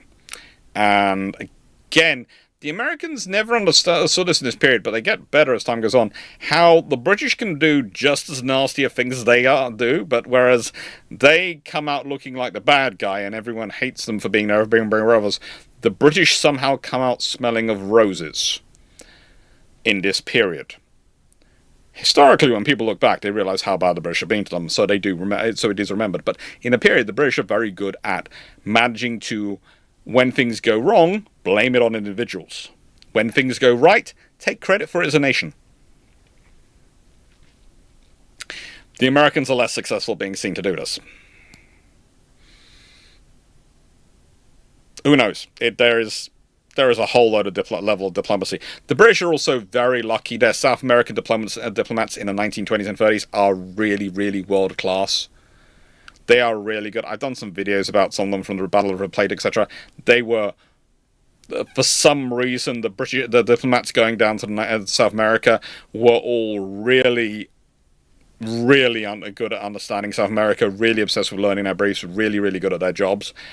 There is no rhyme or reason I have found as to it. There's no special selection program. There's nothing like that going on. It's just they seem to be going down there doing well. I think they also have the advantage is that they play the right kind of football as well. That does help. But I'll leave that to one side. So, theoretically, you can have a Washington Naval Treaty without the Four Powers Treaty. Theoretically, you can. Reality is the Americans will likely blow it up. Blow the treaty up. And that actually causes more issues. Okay?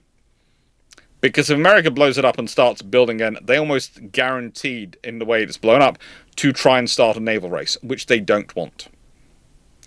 So the likelihood is you have a short-term naval race, and then as Harding wants to reduce naval spending, probably have another negotiation later in the 1920s where basically you have some form of naval treaty formed. But it's probably going to be closer to, again, a London II naval treaty. Why am I saying this? Because at that point you get a scenario where they go, okay, we're going to agree not cumulative tonnages on things, but tonnages of ships. So you could build battleships of up to this size, cruisers of up to this size. And the thing is, you're going to have had that initial post-World War I building, so you're going to have more realistic size vessels for what they want them to do in the post-World War I world. You're going to have 50,000 ton battleships and battle cruisers in service. You're going to have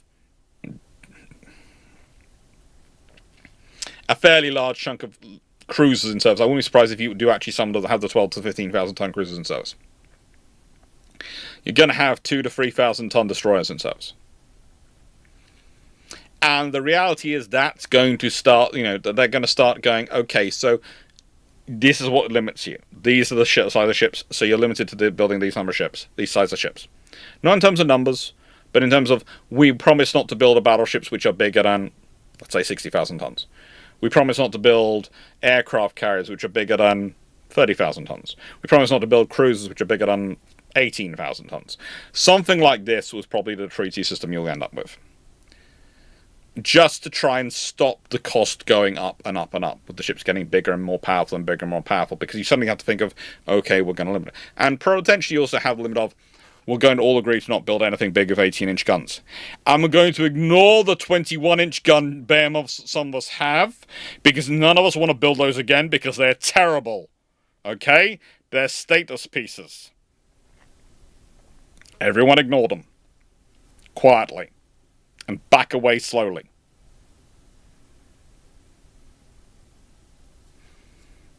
It works. It works as an option. And it gets you into the 1930s. And 1930s in this timeline, well, I'm sorry, I don't think Yamatos are going to be it. I think, again, you're probably still going to have things like keys built, etc. But I think you are going to have a more constant role in construction, which is going to be interesting because it means you probably have lost World War I generation of battleships and capital ships. In the nicest way, you've probably, in British scenario, you might have even lost the hoods. Probably HMS Hood has been lost. She's been, moved past. Because if you keep building 4 ships a year or so, the British don't want to maintain a force of larger than 24, 28. It's because they want to basically have a battle squadron in the Atlantic, a battle squadron in the Mediterranean, and a battle squadron in the Far East. That's what Jellicoe was talking about and those things.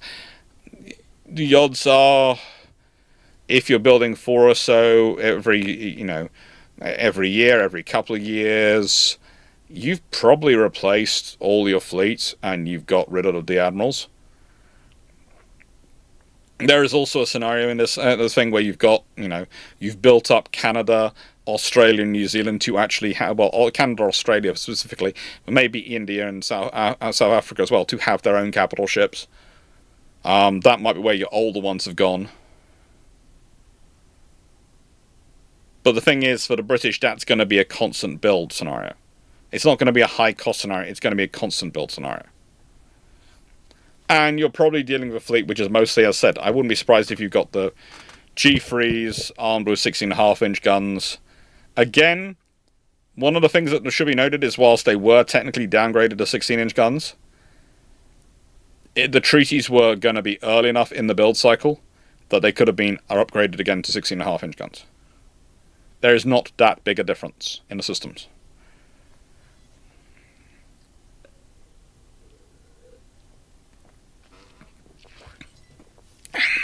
For Japan, keeping alliance with Britain is useful in this timeline. I don't think there'll be an active war over it. I don't think you'd have an America versus Britain scenario. I think the British would still be worried about Japanese actions in China and their sphere of influence, and I think you could see a breakdown in the alliance because of it. But there's also going to be a scenario where, without having to have the treaties implemented the way they were, honestly, the Australians and New Zealanders probably don't feel as worried or as scared of the world changing and as fearful, so they don't worry about losing alliance so much. There's also probably going to be an ongoing discussion between Britain and the Americans. And the Americans might well have listened to the British going, yeah, the reason we're doing this is because Australia and Japan are worried about air security. Why are they worried about air security? Well, let's think about it. They are in favour of Japan. Who is the other power who could threaten them in the Far East? Let's see. Is it Russia? Is Russia a threat to Australia and New Zealand in the 1920s? Anyone think Russia a threat to them? No. Potential threat to them? At this point, we're talking America. And that's a realistic scenario. So again, if you've got... one of the interesting things about Australia and New Zealand is one of the reasons why they seem to be so favour the Anglo-Japanese alliance in discussions is because they already perceive the American government as wanting to get rid of their capital ships. And so they perceive them as a threat because they think, well, why would they want to get rid of our capital ships? The only reason they want to get rid of our capital ships is if they want to start bossing us around and bullying us. So this might seem strange to us when talking about it today, but literally that is some of the analysis going on.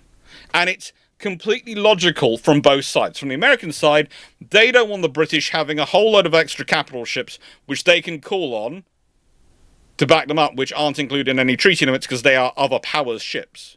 Makes perfect sense to the Americans because they want the British, sneakily having ships with other powers. From those other powers' perspective, you getting rid of their own capital ship is you taking away their most powerful asset in terms of their own national security. Are they going to take that as a friendly move?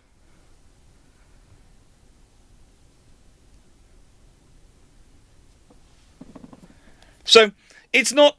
And you can understand both sides. This is the point. In diplomacy, often both sides, neither side is a bad guy. Both sides have legitimate perspectives and legitimate arguments. But it's very difficult for you to say, I want you to get rid of your biggest defence. Are you going to then promise to secure my borders? Well, no, you're part of the British Empire. I'm not going to do that.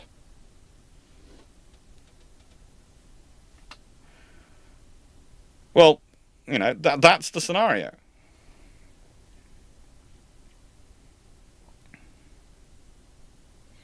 And yes, the Australians have also built threats to deal with ships to build over the years to deal with Russian threats to Australia. Because it was felt Russia was a threat to Australia. But the trouble is, in this period, the Soviet Union isn't really felt a threat to anyone. They are felt to be a potential threat. Give them a decade, they could be a real problem. But they're not a threat at this precise time. There is one of the reasons why the Royal Australian Navy is formed. One of the reasons why Australia's separate colonies are brought together as one federated state is because of the Russian threat. But that's a Russian threat prior to the Russo-Japanese War.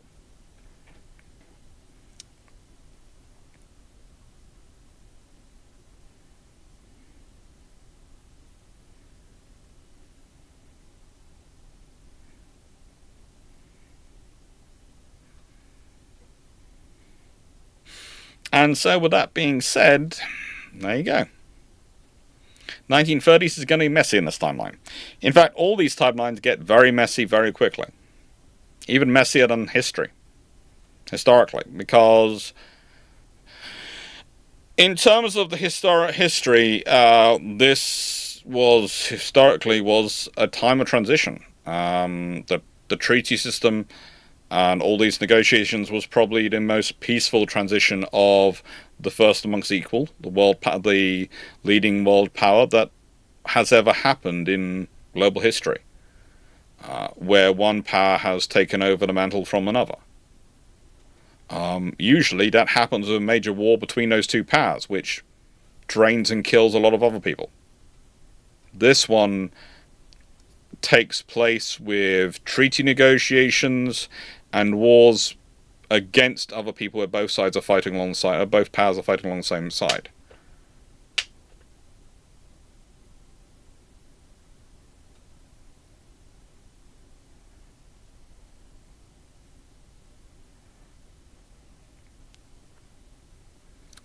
Of the three options, which is the most likely?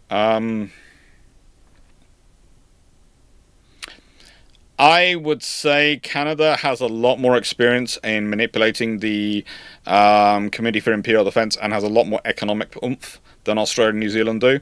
So I don't think the latter example is most likely. However, isolationist America is really, really likely when you look at some of the Harding's promises. And basically, it's the Battle of Jutland. We've talked about the number of scenarios. If the British have working shells of the Battle of Jutland, they probably win it in the Trafalgar style. If BT actually does communications properly, the British probably win it because they get a third engagement, because it happens so much earlier in the day. If the guy who sends the blooming signal from the Admiralty doesn't get involved and cause trouble, the British could arguably win the Battle of Jutland. It's just option 2 is probably more likely, but because of BT and the various personalities involved. But option 1 is not an impossible one. Option 1 is probably far closer to option 2 in terms of possibilities, in terms of probability, than many people involved in that scenario would like to admit. Anyway, with that being said, it's time to open the questions again. And I'll go through the questions. And my plan this evening, just to explain what my plans are, I'm going to do the normal do a question session, then go off and check Poodle and everyone's gone to bed, and then I'm going to come back and do on Twitch a Twitch stream of Pirates of the Burning Sea. So that'll be fun. That will be a lot of fun.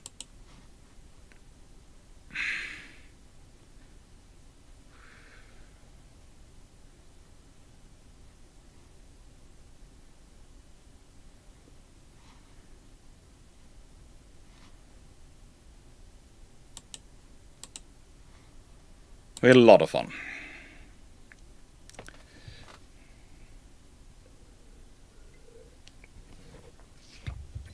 No worries, Lions. I'll probably only do an hour of Pirates of the Burning Sea tonight because I have been having fun today. I've been putting up curtains. A lot of curtains. And please note, heads up to you all, I've been stacking up videos. I've got to set them live and schedule them all, but I'm going to schedule them when I'm scheduling when I'm putting up the what's it called? The August suggestions on Patreon. So I'm sorry, that's all been condensed again. So there's probably going to be a beep, beep, beep, beep, beep as a lot of videos suddenly go live in a few minutes. And it's going to be literally they're scheduled and suddenly appearing. And I do apologize, but that's just me.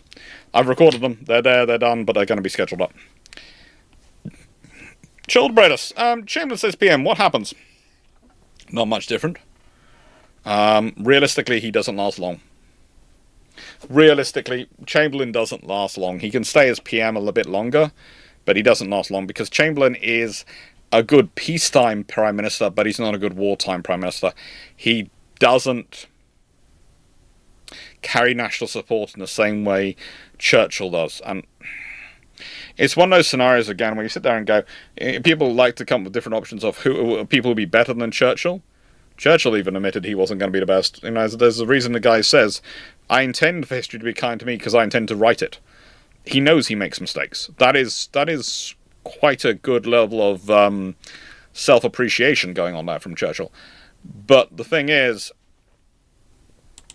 he also, and this is the reality, he is one of the very few who has sufficient, how to put it, status for Britain internationally, sufficient status domestically with the wider public, and sufficient status in Parliament with the wider political parties to actually be able to be a Prime Minister in this period. Chamberlain is in trouble and is in many ways made a scapegoat for the pace of rearmament and for decisions made in the run-up to World War II. To an extent, he was also the guy in charge of during that time, so he gets the blame. But some of those decisions include, of course, Churchill's pause of construction when he first comes into the Admiralty and these sort of things, which realistically should not be his blame. Knight 681. If the Anglo-Japanese alliance, the AJ, never dissolves, do you see Musu Hiragara taking a trip to the UK to look at some of the RNs and US capital ships, i.e. Hood and Nelson's? More than likely. Honestly, why wouldn't they? And probably look at the carriers as well.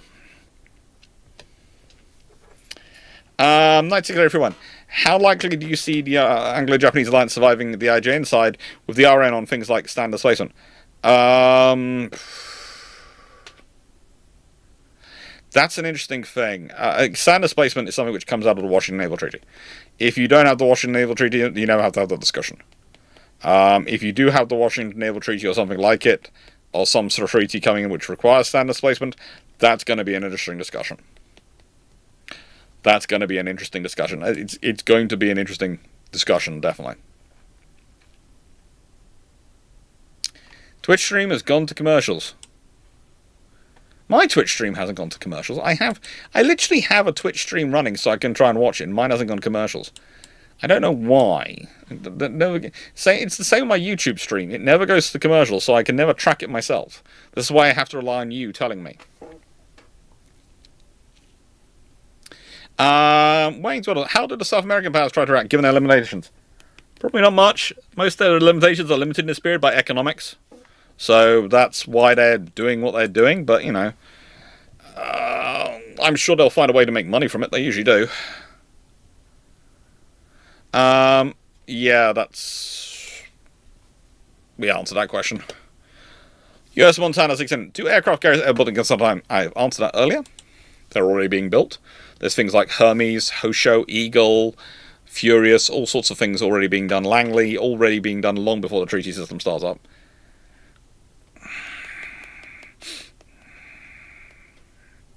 There's announcements in Twitch before the ads.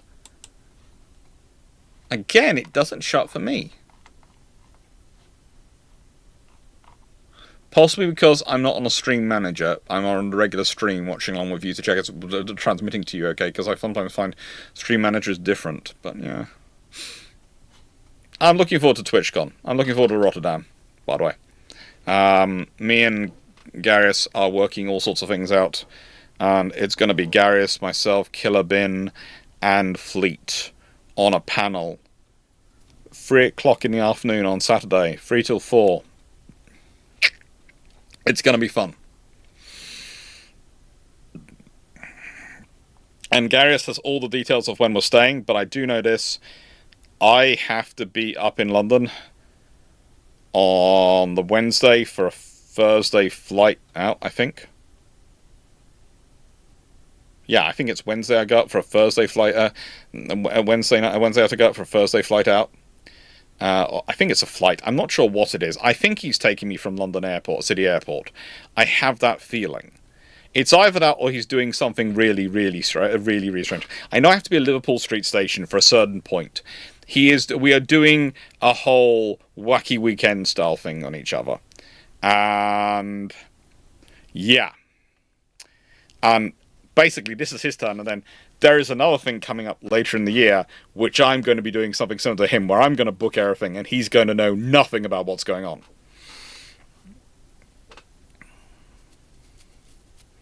We'll see what happens. Well, that's going to be a fun one, because I'm gonna take him somewhere in the UK, and he's going to think he's going for one thing, and he's going for something completely different. The poor guy's going to be wrecked. But I know he's planning something similar for me, so hey ho. Anyway, leaving that to one side, and then we're going down. Killer Bin's arriving on the Friday morning, and yeah, we're all having fun. We're all going to be wandering on TwitchCon, chatting with people. We've been invited to go and talk to a whole lot of people. We wanted to go and chat with everyone. If anyone's at TwitchCon and wants to see it, if any other everyone streamers etc. are there and want to chat with us, we'll be really happy to chat with you. We're just there to just enjoy it and go, hello, we're some wacky historians who are here. We like to chat. Jonathan, what's the latest for you? Latest for you is basically if you can be there and be a friendly face in the audience, that'd be really lovely. Because there are two potential possibilities that are worrying us. One, that the audience is completely empty and there's no one there. That's always a worry for us. And two, that we have a sea of faces and we know no one there. so, we would prefer the latter option over the former, but we much prefer a sea of faces and in there be sprinkled some people we know who are lovely people who we can sort of mentally go, yes, there's at least one person who is going to get some of my jokes and it's not going to consider me automatically a twat. Excuse the French. Runon, you think you're out of Glyn's book at this point? Don't worry. There's a few books out there which you might not. There's some small novellas, etc. Have you done the novella about the battle cruisers and the Renown? That's a really good novella. That's the one I'd really love. I use that with my students a lot. I get them to read that one because it's a short book, but they love it. It's full of stuff in there which they can get their teeth into for a war studies student. Nice one. If the Anglo-Japanese alliance was never dismantled because of the US, how long could it last before Britain and Japanese empires come to blows? Oh, that depends on a lot of context. You see, if they have the Anglo-Japanese alliance as an ongoing thing, the longer it lasts, the more luster it gets. The more luster it gets, the more importance it has, the more gravitas, the more status it has.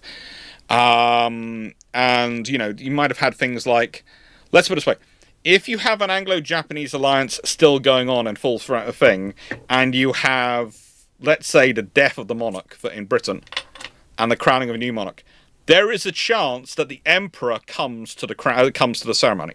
If the emperor is there making friends, and see, then that creates a whole new thing on the British Empire, because it means that the emperor has basically said, this is my brother monarch, these are my friends, in which case it adds a whole contextual layer on, well, we want this territory, but they're the emperor's friends, and we're supposed to be acting in the emperor's name, which means we shouldn't be bashing his body.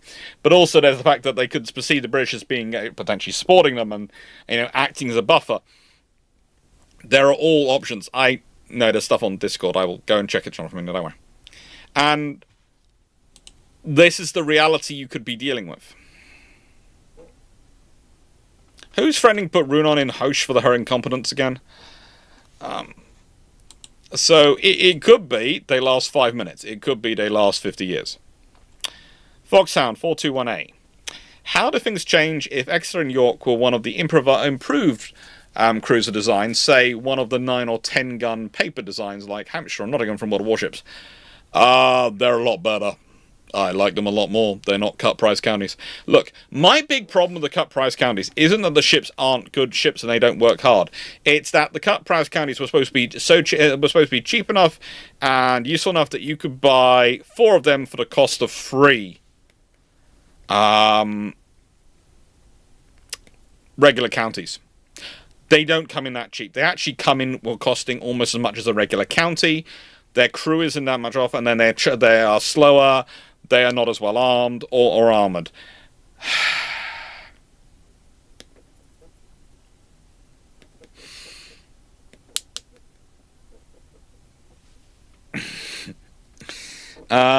It's they'd be a lot more useful. They would be a lot more useful. In Seneca case, you don't have to break into Glyn's home to read drafts.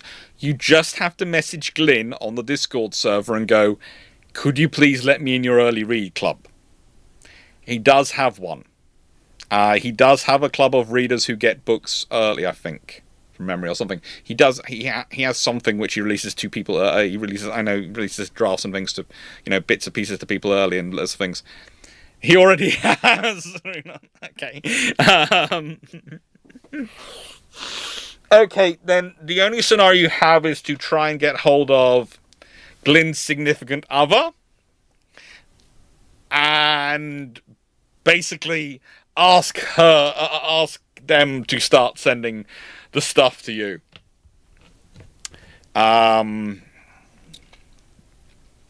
That's your only option. Glyn, if you're watching this, we all know. They are the organised one. They are the really organised one.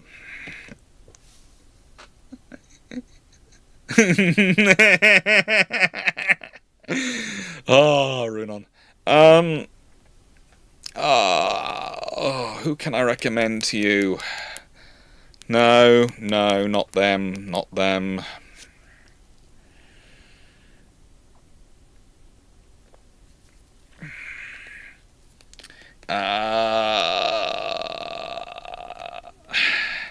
Have you read Richard Woodward's works? I think he's Richard Woodward.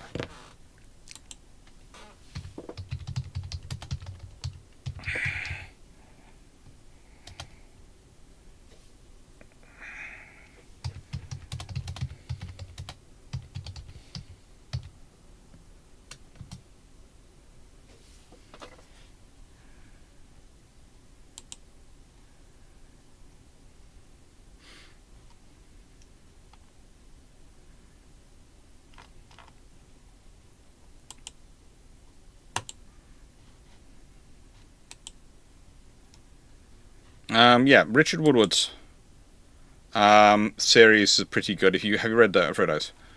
You might like them. Terry Nixon's Terry Pratchett. If you haven't read all Terry Pratchett, I always recommend reading all Terry Pratchett. But then you get sad because you realise there's going to be no more Terry Pratchett once you read them all. I've actually saved one of Terry Pratchett's books to read when I know I'm going to be if in future for some time when I'm having a really bad time, I want there to be a Terry Pratchett book which I haven't read.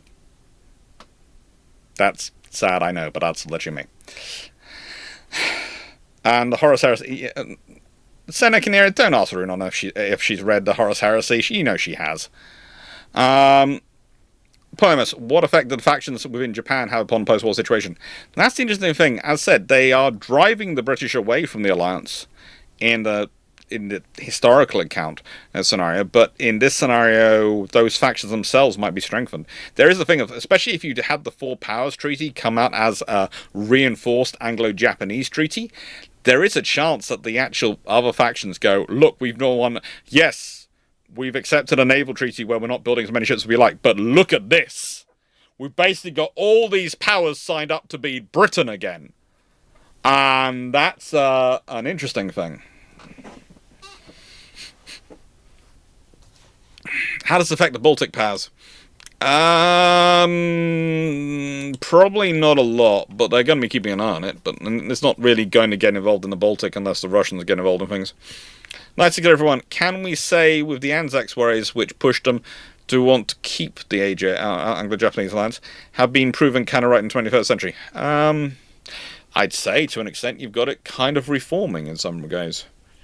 But we'll leave that to one side. There is a bit of an alliance structure starting to form. How does it affect the Cold War? That's post-World War II, post a lot of things. That's a long way down the road. That's entirely conjecture at that point, when you're talking about that. How far does this push World War II, I guess? It could change World War II. Look, if you have a scenario come out of it where... Okay, Japan feels they've done better in the Washington Naval Treaty because they've got a Four Powers Agreement, which is basically an improved Anglo-Japanese alliance, then potentially Japan is less inclined to go their own way. But the trouble is, again, by not having America involved in the League of Nations, it means America's not part of that discussion.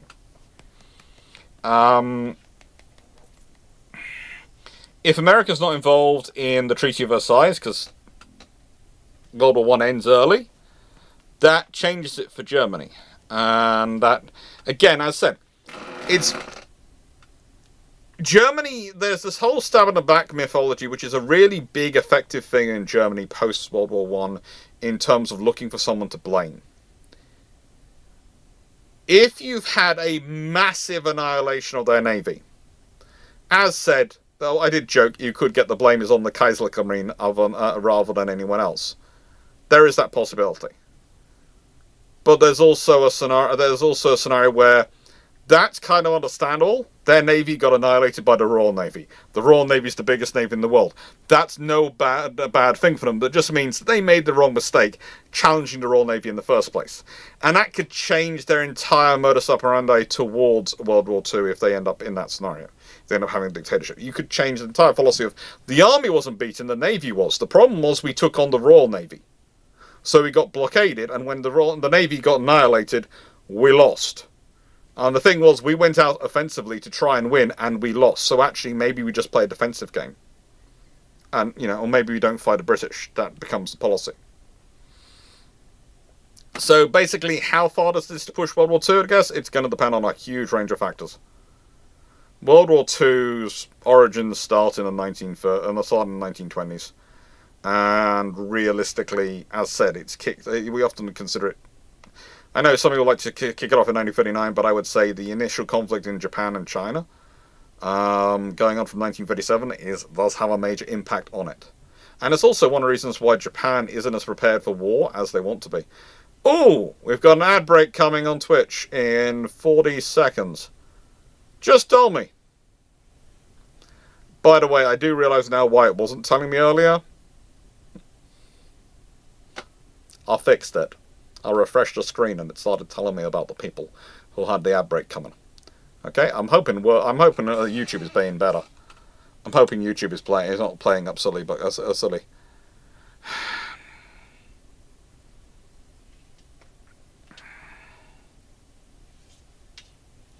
So now, I got into hot water when I said World War II started in 1937. People get legit angry. Yes, they do. They do. Because there is a very Eurocentric perception of world wars. But the earliest part of the conflict begins in 1937. That's when the Asian portion of the conflict kicks off. That Asian conflict gets folded into the wider World War II. So, yeah.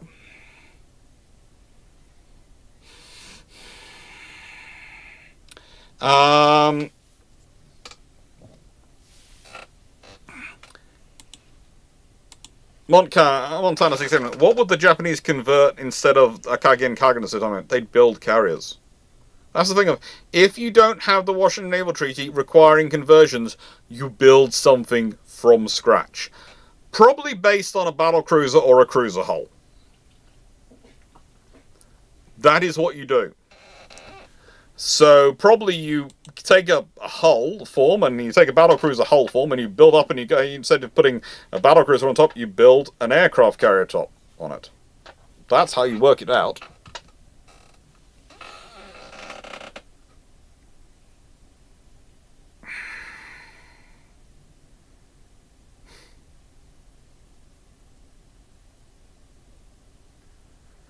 Fisher, 1906. What would the IJN fleet structure look like in the 1930s?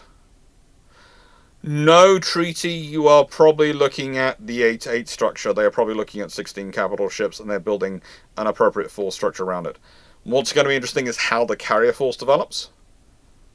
How does the carrier force and structure develop it? But honestly, I could see the Japanese going comfortably into a force structure which is based on the similar risk fleet methodology of pre-World War One, 1890s, etc. Basically, the idea also being that the British would come in, so they can afford, as long as they've got very high quality ships, they can hold their position long enough for the British to turn up if they find themselves fighting someone who is bigger than that. This is also a scenario that, what are they dealing with? What's the America like? Because if it's an isolationist America, then frankly they don't need to worry too much, and there's not really many threats out there. PDP-11 processor, 42. Yay.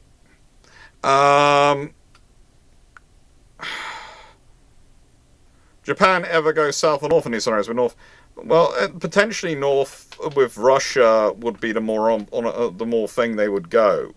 And the thing is, again, there's going to be a different scenario. It's one of the interesting scenarios you have if you have a greater Anglo-Japanese alliance going through this period is how involved do the Japanese get in watching British tank development and tank doctrines development and scenarios. You know, you have to remember a lot of the German tank doctrine and tank development is based off British interwar theory, which the British hadn't implemented pretty completely. A lot of it is big, and don't take this wrong way. That's not because the Germans don't have their own theorists. They do have their own theorists. But the trouble is the Germans don't have tanks to practice. The British are doing the biggest exercise in the interwar years, so everyone who's sensible is studying what the British are doing because they actually got the exercises to test things out, and then extrapolating the data from there to their own ideas. And the trouble is the British exercises are set up to test the British theories.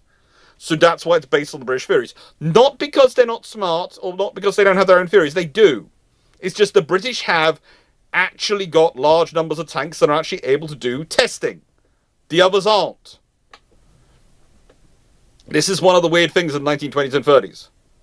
The British actually have the stuff and are doing the testing. That's why people are looking at British policy and British doctrine. Not because the British are super smart, and not because they're all not smart. That's not the reason. I realise I've seen books which say, well, try and argue that. They are wrong. They're just wrong. That's not the case.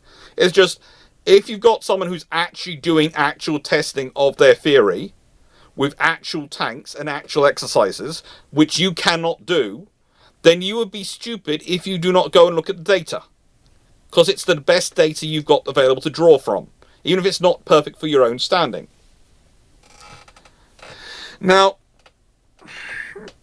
so Japan, with more involved in that, might actually end up building a better tank force and might end up pushing north. They might go for the northern resource area rather than the southern resource area. Which, let's be honest, if the Japanese had been focusing on fighting the Russians rather than going south, the odds are not only the Brits but also the Americans and a few others would have been supporting them in that period. The Americans would really love to get the Russians out of Siberia and away from their borders.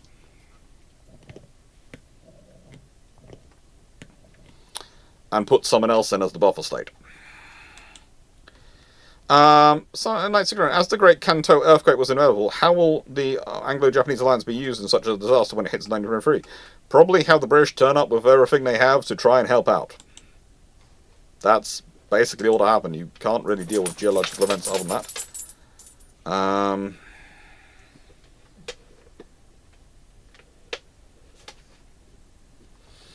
Moggerson, with the Japanese traditionally learning from English, what kind of knowledge would you see flow the other way in this alliance? A lot of stuff actually did flow the other way. There's one of the things you could get is a lot more growth in terms of friendship, in terms of development of joint things. And with the carrier arm, especially in this scenario, you might get some joint development going on. With the treaty still being in place, you might get some joint development of carriers. You might get Japanese involvement on actual British carriers while developing technology, etc. So it could be really interesting. You could see the Japanese and the Brits both go to night fighting route. There again, if the Germans haven't got away at night like they did historically, the British might not be so obsessed over night fighting and might not put all the money into it they did historically. That could be a big change.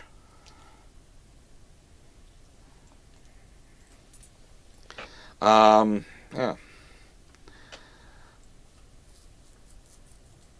The PDP, don't the French have enough tanks for exercise but get radio wrong?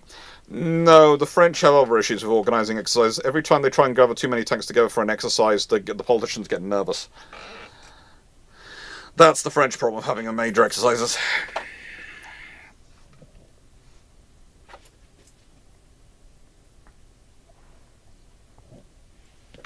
Okay.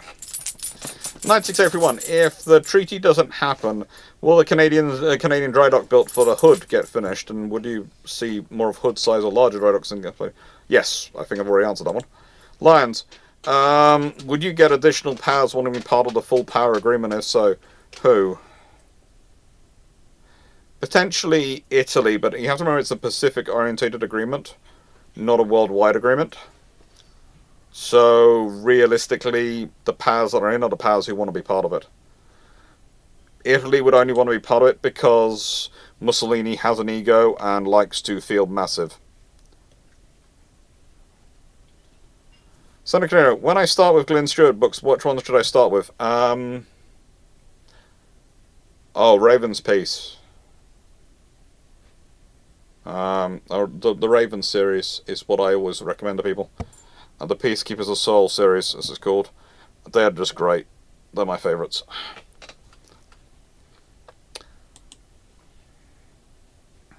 Hello, Channel Lord Channel. In a sort of history, does anyone send their son-in-law to negotiate? Probably not. Mostly, let's put it this way. In most of this period, you're dealing with powers who tend to deploy two sets of diplomats. Will deploy their diplomats in two roles. They will have the professional diplomats who will go to the diplomacy and do the actual negotiating, and they will send with them someone who's politically reliable.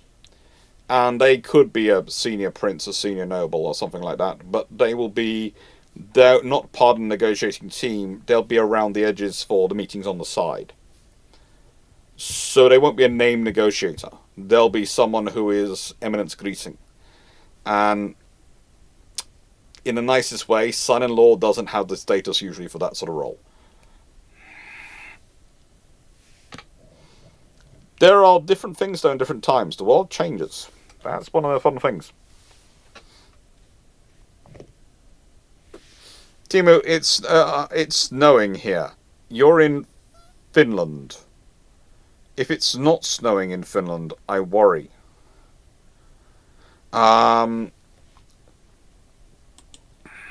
Fisher, is there a Japanese conquest of Manchuria or a second Sino-Japanese war in this scenario? Potentially there still is, especially if it's perceived that it's either the Japanese take it or Russia will. If it's perceived that either Japan takes it or Russia takes it, then honestly the British will have no qualms about Manchuria. The second Sino-Japanese war, it's going to depend on various factors. And as I said, you could well have spheres of influence, whereby there is the British sphere of influence area, and there is the French sphere of influence area, and the Japanese sphere of influence area. And it could be that's how China's divided up. Let me put it this way. The last people who are going to be consulted about this are going to be the Chinese themselves. That's not the way it works in an imperial scenario. And that is what we're basically dealing with in this period, in the 1920s, 30s. So what happens if you have an early adoption of gas turbines in immediate pre-World War II in this scenario? That is piling an assumption on assumptions on assumptions, so nope, not getting into that. Sorry, but I have you all know my rules with what if histories. At the point it just becomes me talking complete fiction in terms of, well, I'm based on this assumption, and building on this far. There is a reason I've avoided specifics outside of the 1920s. Because I can sort of talk about some of the specifics in terms of ship designs, but again, I kept very much to the initial ship designs. I didn't talk about the subsequent ones. Because how it's going to evolve is going to depend on how others evolve and how others do the things. And it's, as you get further away, you get more and more higher level in terms of you're talking about big picture rather than down the macro, because it's easier to predict the big picture than the macro. But yeah, once you got gas turbines, no, that's going to be a massive thing. And what's the margin of victory about? Margin of victory, if you're talking about a Nicholas Rogers book, that is about the Royal Navy and Britain and basically World War II, etc. World War I and World War II, and what happens. It's somewhere around me. Oh no, it's not that margin of victory. It's this one. Ugh. Ugh. This one is 5 Battles That Changed the Face of Modern War by Naval Institute Press by Douglas McGregor. And I've been sent it to review, and unfortunately it lied before I travelled away on over Easter. So it's got covered in dust from all the building work, but it's got some interesting battles in it, and it's going to be an interesting read. I mean, talk about it. I've got it coming up to review in a bit. One of the things I find interesting about it is it's got the Battle of Mons from 1914, the Battle of Shanghai from 1937, the destruction of the Army Group Centre in 1944, the Enemy of the Gate, counterattack across the Suez, 1973, Desert Storm Battle of 73 Easting, 1981, and in the 21st century, Americans' margin of victory. It's a very land-orientated book, but it comes from the Naval Institute Press, so it's going to be an interesting read. We'll see.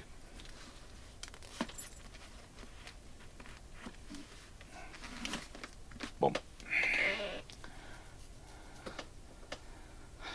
Let's see, I got some more questions in, and then I'm going to stop taking questions in about 5 minutes.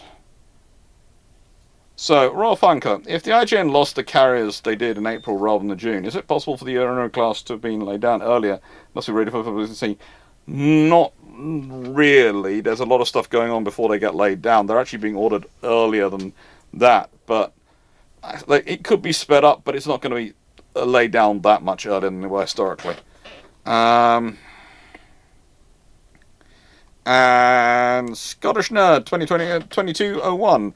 Would there be a version 9.2-inch cruiser post Great War? Yes. That's what the British were heading towards. There were plans and discussions already going on it. Oh, cool! You're still You're still working on an Alt History 4C project. I'll look forward to reading that. Sadu, what kind of face problems with Australia if we get the hood, because that could be seen as a bit of a slight by the Australian politicians?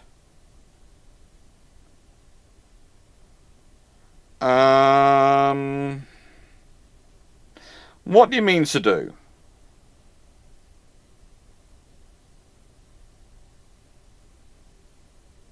So, what do you mean by that? What kind of face problems will Australia? What do you mean? What do you mean? What kind of problems will there be Australia if they get Hood? Because if Australia gets given HMS Hood, they're not going to be able to replace Australia. They're not going to be really upset about it. That's a massive improvement in capability. They're probably going to want to modernise it and alter it before they take it, and that's probably part of the deal. But, you know, they're still not going to be upset about it. Getting HMS Hood is not going to be a bad thing.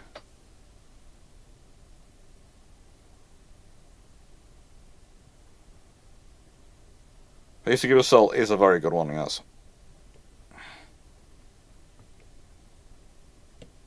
And lots of books haven't. The bot hasn't collected some of the questions, I think. I'm not sure. There's no incredible questions to do one. So.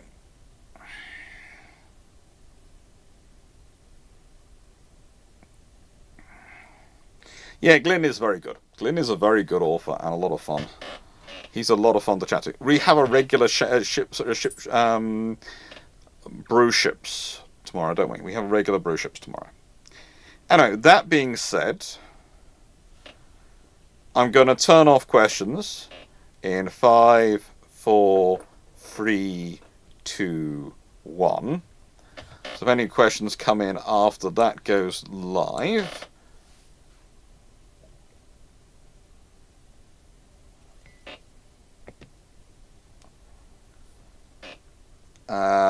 brew ships questions are now closed. And I'm going to say thank you very much everyone for being here. Hope you enjoyed tonight's video. Hope you enjoyed tonight's discussion. There are going to be a lot more videos coming out this week, because there's going to be a Tuesday and a Wednesday video, because the Tuesday video is going to be the Russian destroyers. Wednesday is going to be the Swedish destroyers from World War II. And also, hello, Big Fluff. We'll get sort you answer. So there's going to be Swedish destroyers this week and the Russian destroyers one. from this one. And you can tell how far back I wrote this, because literally that's all not that those haven't been underlined.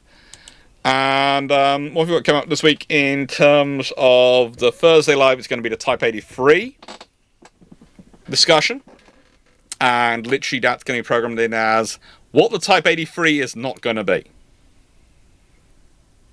What the Royal Navy's Type 83 is not going to be. That's going to be the sort of the topic. We'll see what people make of that as a topic. And yeah, we've got some fun videos coming up. Then got in May, we got what 5 topics would you disagree with most or all other naval historians, and why? Oh, good lord. Narrowing it down to 5 is proving a fun one. At the moment, I am tempted by the idea of using a dartboard approach and just sticking the topics on a dartboard and chucking darts at them and see what hits. Okay? That is an honest option to go with. Anyway, take care, everyone. Thank you for watching. Hope you enjoyed. Thank you for subscribing, liking, sharing the channel. I hope you enjoyed it. And please do. The thing you can do most at the moment, which really does help YouTube channels, whether it's mine, whether it's Drax, whether it's Fleets, whether it's Sal's, Sol Mergiagos, for those who don't know what's going about shipping, or the Chieftains or anyone, is sharing them on social media. Sharing them on Twitter, well, X. Sharing them on Facebook. Sharing them on threads. Sharing them wherever you are is a really good way of helping channels grow. And I've been told to emphasize this quite a lot recently, because with all the stuff that's happening with the algorithm and etc. and things, and changing on YouTube and changing in Twitch and changing on these things, they're doing a lot of stuff to try and promote channels, which is really good. But still, the best, one of the best ways you can help channels is by promoting them. And by going and pushing them out and saying to people, I really enjoyed this video. Why did you enjoy this video? And sharing it. So, thank you.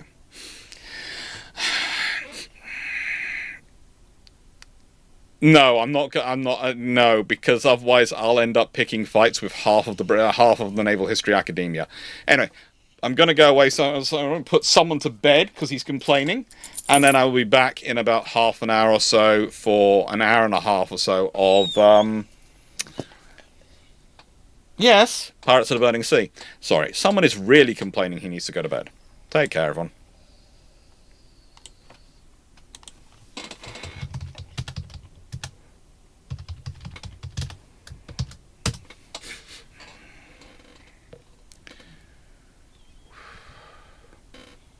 You are a very demanding pup, you realise this? And yes, you can wag your tail. You certainly do wag your tail all the time you want while demanding it, but you are a very demanding pup.